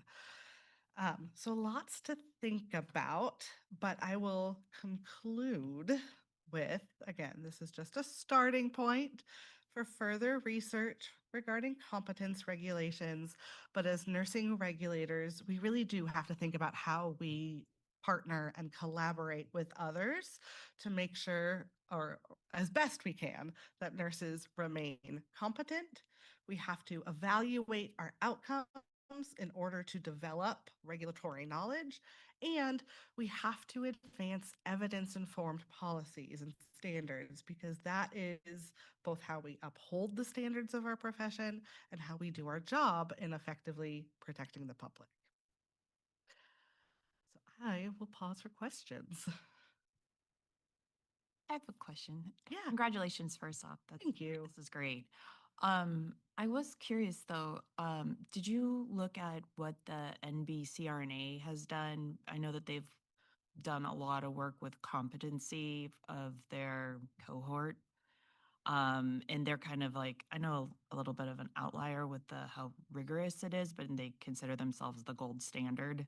That is a great question. I did not look at them. I was trying to stay focused on just the RN level for this one. I do believe, though, now that you've said that, I've probably read articles that they've published, because there are a number of articles about CRNAs and NPs and again, some of the regulations that are put in place as they go from like a limited practice to full practice authority. You see a lot of competence regulations tied to that. So I'm not immediately familiar, but I'm going to look into it more. Thank you.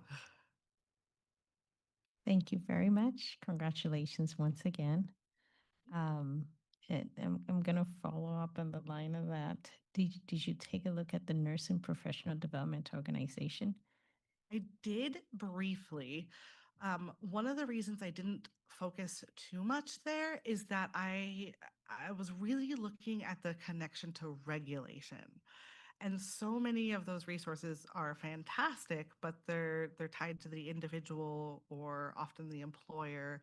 And I was coming at it from this perspective of, where the regulatory body has a regulation tied to competence. What are the outcomes related to the regulation? It's a great thing to kind of to look at the big picture and overview of, like, yes, the hospital is regulated by certain bodies that have to audit them. They have requirements for them to demonstrate competency for each nurse and for their role that they're in. And if they switch around, but like, how does that come back to us? Because yes, they submit those information that line, but it's us cut off. And we don't talk to those bodies to say this is the standard that they should be following. So it's great to kind of take a look at that big picture. It's a really prevalent theme in literature. People who are writing about competence and regulation are often redirecting back to the employer, because you're right, so many of these settings have requirements already to make sure that nurses are still competent for their role in that particular setting. And so what are the ways that regulatory bodies could partner with employers to help this assurance that these nurses are staying competent throughout their career? Thank you. Do we have any other question? Congratulations. Thank you. Thank you. I'm sure let you all know when it's published and yeah, then you can have the numbers. And your signature too. Yeah, no, correct me if I'm wrong, that National Council State Board of Nursing just put out a call for a specific focus. They're going to do a journal with a specific focus on this type of issue. So Yes. So I'm very hopeful to get into this specific edition the Journal of Nursing Regulation is putting out. And actually, at the very end of the National Council's mid-year meeting, they were asking for research priorities, and another board of nursing basically asked my questions. And so I'm going to connect with them as well because I do think other boards of nursing are having similar conversations and challenges and thinking about how do we regulate this.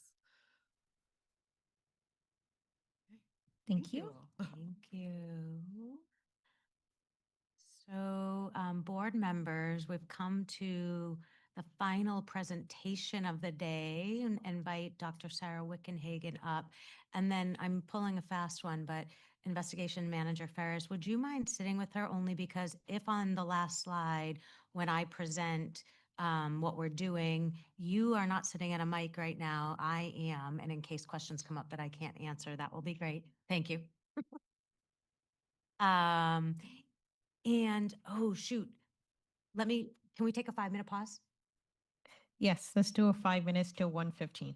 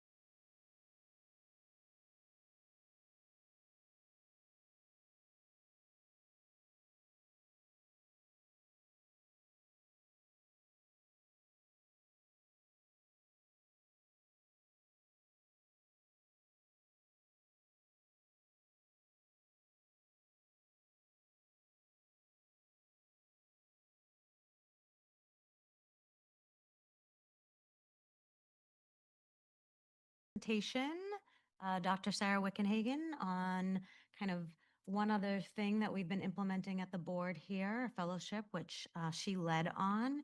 And looking forward to sharing the first fellowship project with you all. Go ahead. Well, good afternoon, Madam President, members of the board, Director Prusak, and board staff. It's honestly a pleasure to get to give you an opportunity and an update about the fellowship program. I'll briefly walk through the purpose of the fellowship, how the program is structured, and the anticipated benefits to the board and the agency.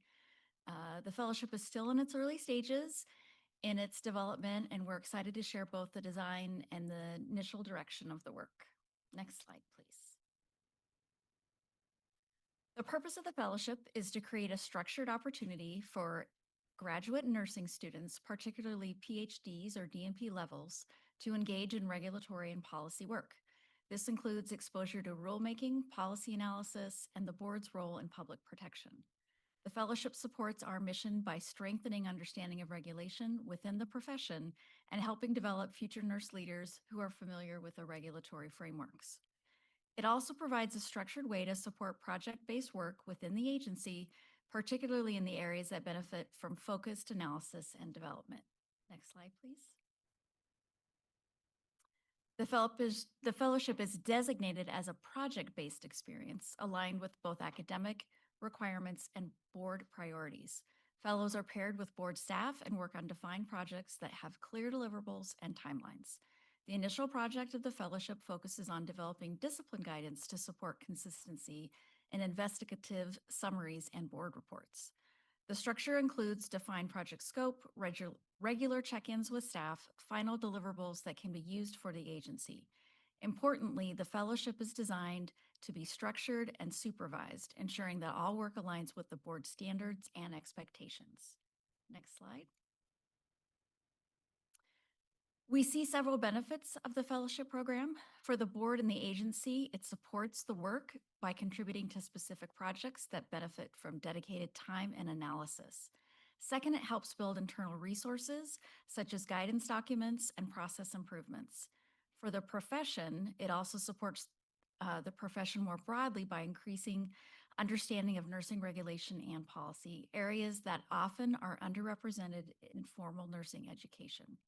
And for workforce pipeline, it helps build a pipeline of future nurses who are familiar with regulatory work and may be interested in continued engagement with the board or similar roles.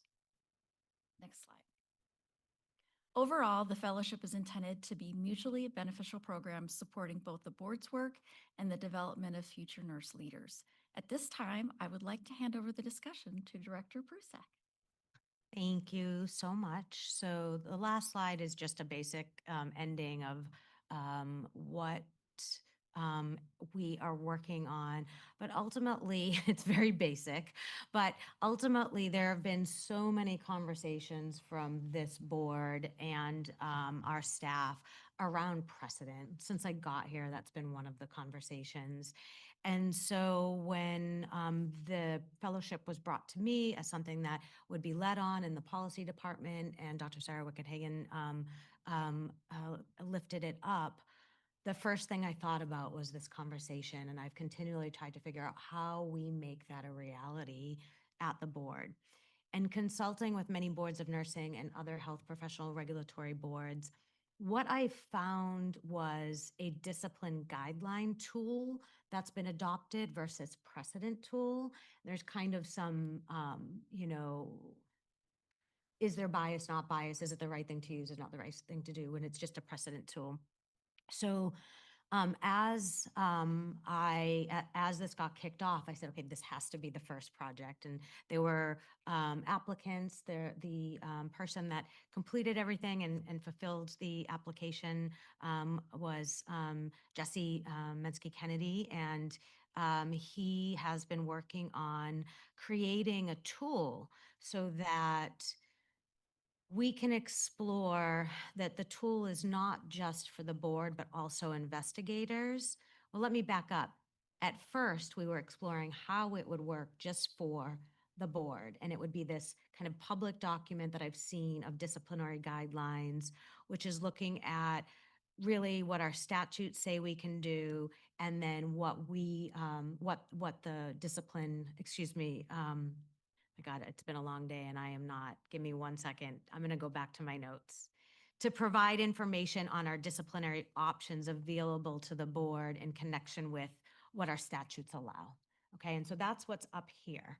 And in conversations, as I started to dig into it with him as he created the initial tool, I sat with investigator manager Erin Ferris and really talked about how while this structure could support the board, what else can we do to support the staff that are creating the board reports to bring to you, because they can't easily find all of the information that would be helpful in the data system that we have, ORBS. So how do we create this tool? So there can be one that is the basics, and then also one internal that we can use that will have some of this final orders and discipline. So when there's recommendations made or information that needs to be given you in board reports, that can happen. Do you want to state that a little bit clearer than I did? will Thank try. you. Yeah, happily. So this tool, again, could be public facing in one iteration where it would help our board members, you, and or the public identify what statutes and rule are associated with what type of conduct that occurs.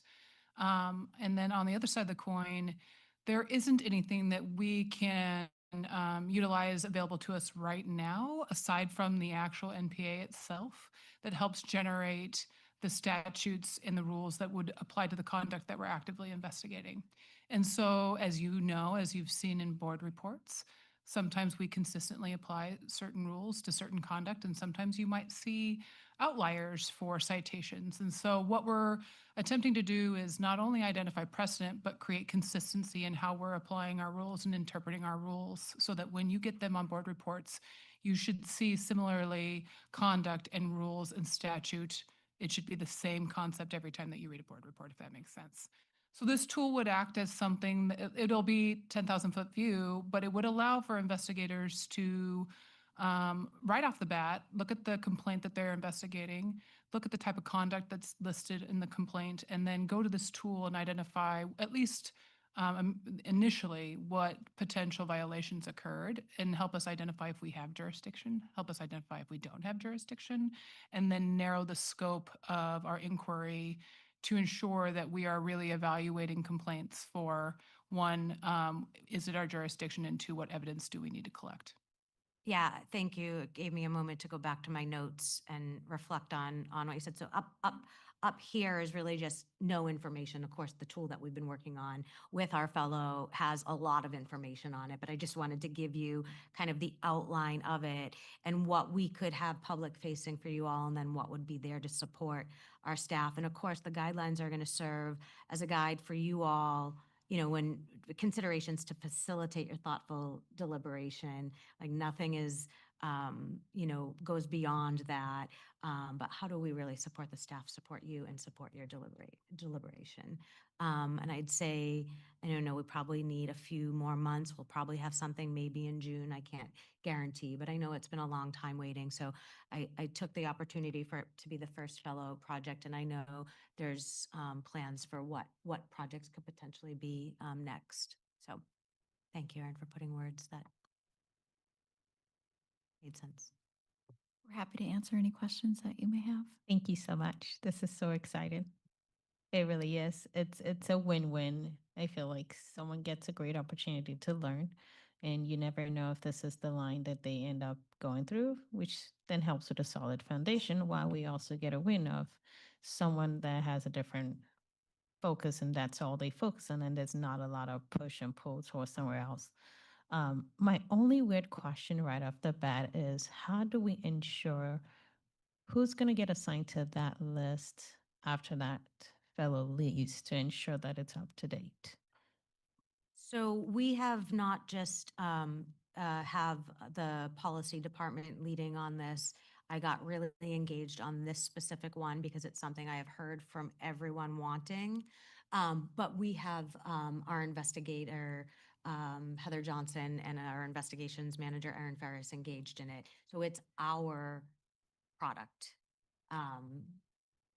just following the footsteps of other, the medical board used a student to create theirs and really thought it's the most urgent pressing need you guys have asked for. So we own it, we have it, it will be updated and amended if anything changes in statute, and we'll be able to add to it as those, final orders come through.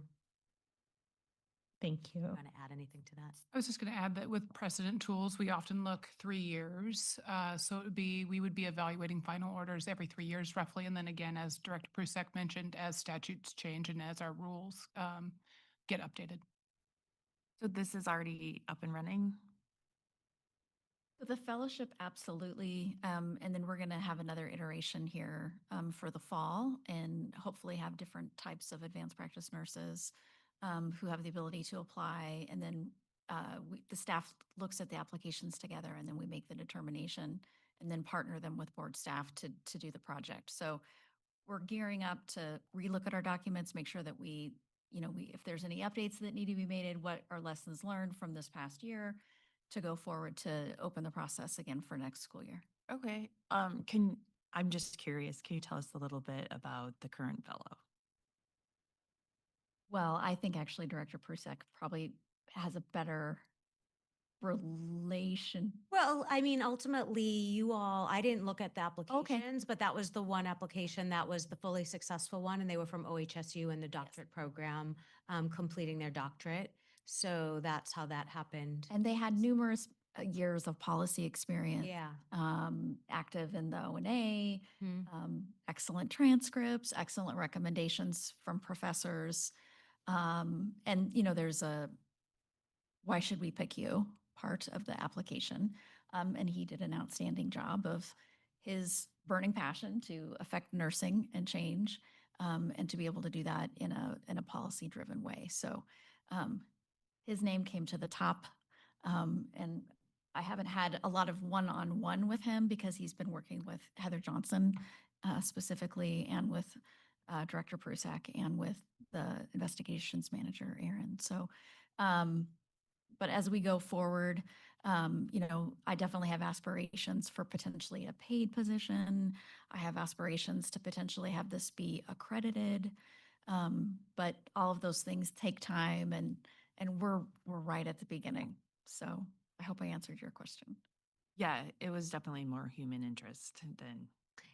Yeah. So, and again, it was such a while ago that you all got the applications and then elevated them. And then I said, I need this to be the first project. I really hope that they're interested in it. And thankfully they were, and it fell into place, but it will be interesting. I know other schools have reached out to us with interest. It's been interesting conversations too, right? Schools are so used to liability and things being with hospitals or clinics, and this is very different. So we're learning a lot from this first time. Yeah. But yeah, it'll be good that you all will be able to promote it when we promote it next time for an opportunity.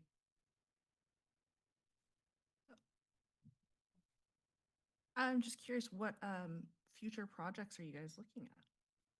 You have any high level ideas or? Well, I think, from the 10,000-foot view, we always want process improvement, right? And so developing things that are going to help the agency. So looking to the agency to say, well, where are there potential gaps? And, and this project was obviously identified. This is the hot priority. We're going to focus here. But future projects likely will have to do with statute changes, rule changes, maybe more of Dr. Blackhurst's work. I think it's sort of a Pandora's box. I mean, we can look at how we, again, since we're at the infancy, it's hard to say, but I think honestly, the sky's the limit at what type of projects we can do, as long as we, again, maintain sort of that integrity of our goals and the board's goals, to make sure that it's public safety in the interest of the agency. But I think most likely it'll have to do with updates to statute, updates to rules, future policy directions.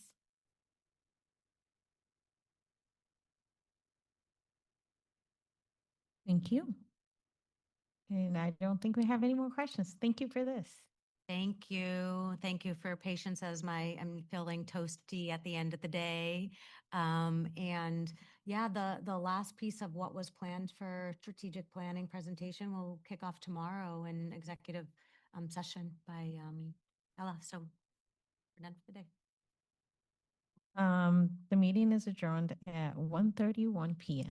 See you all tomorrow at 9 a.m.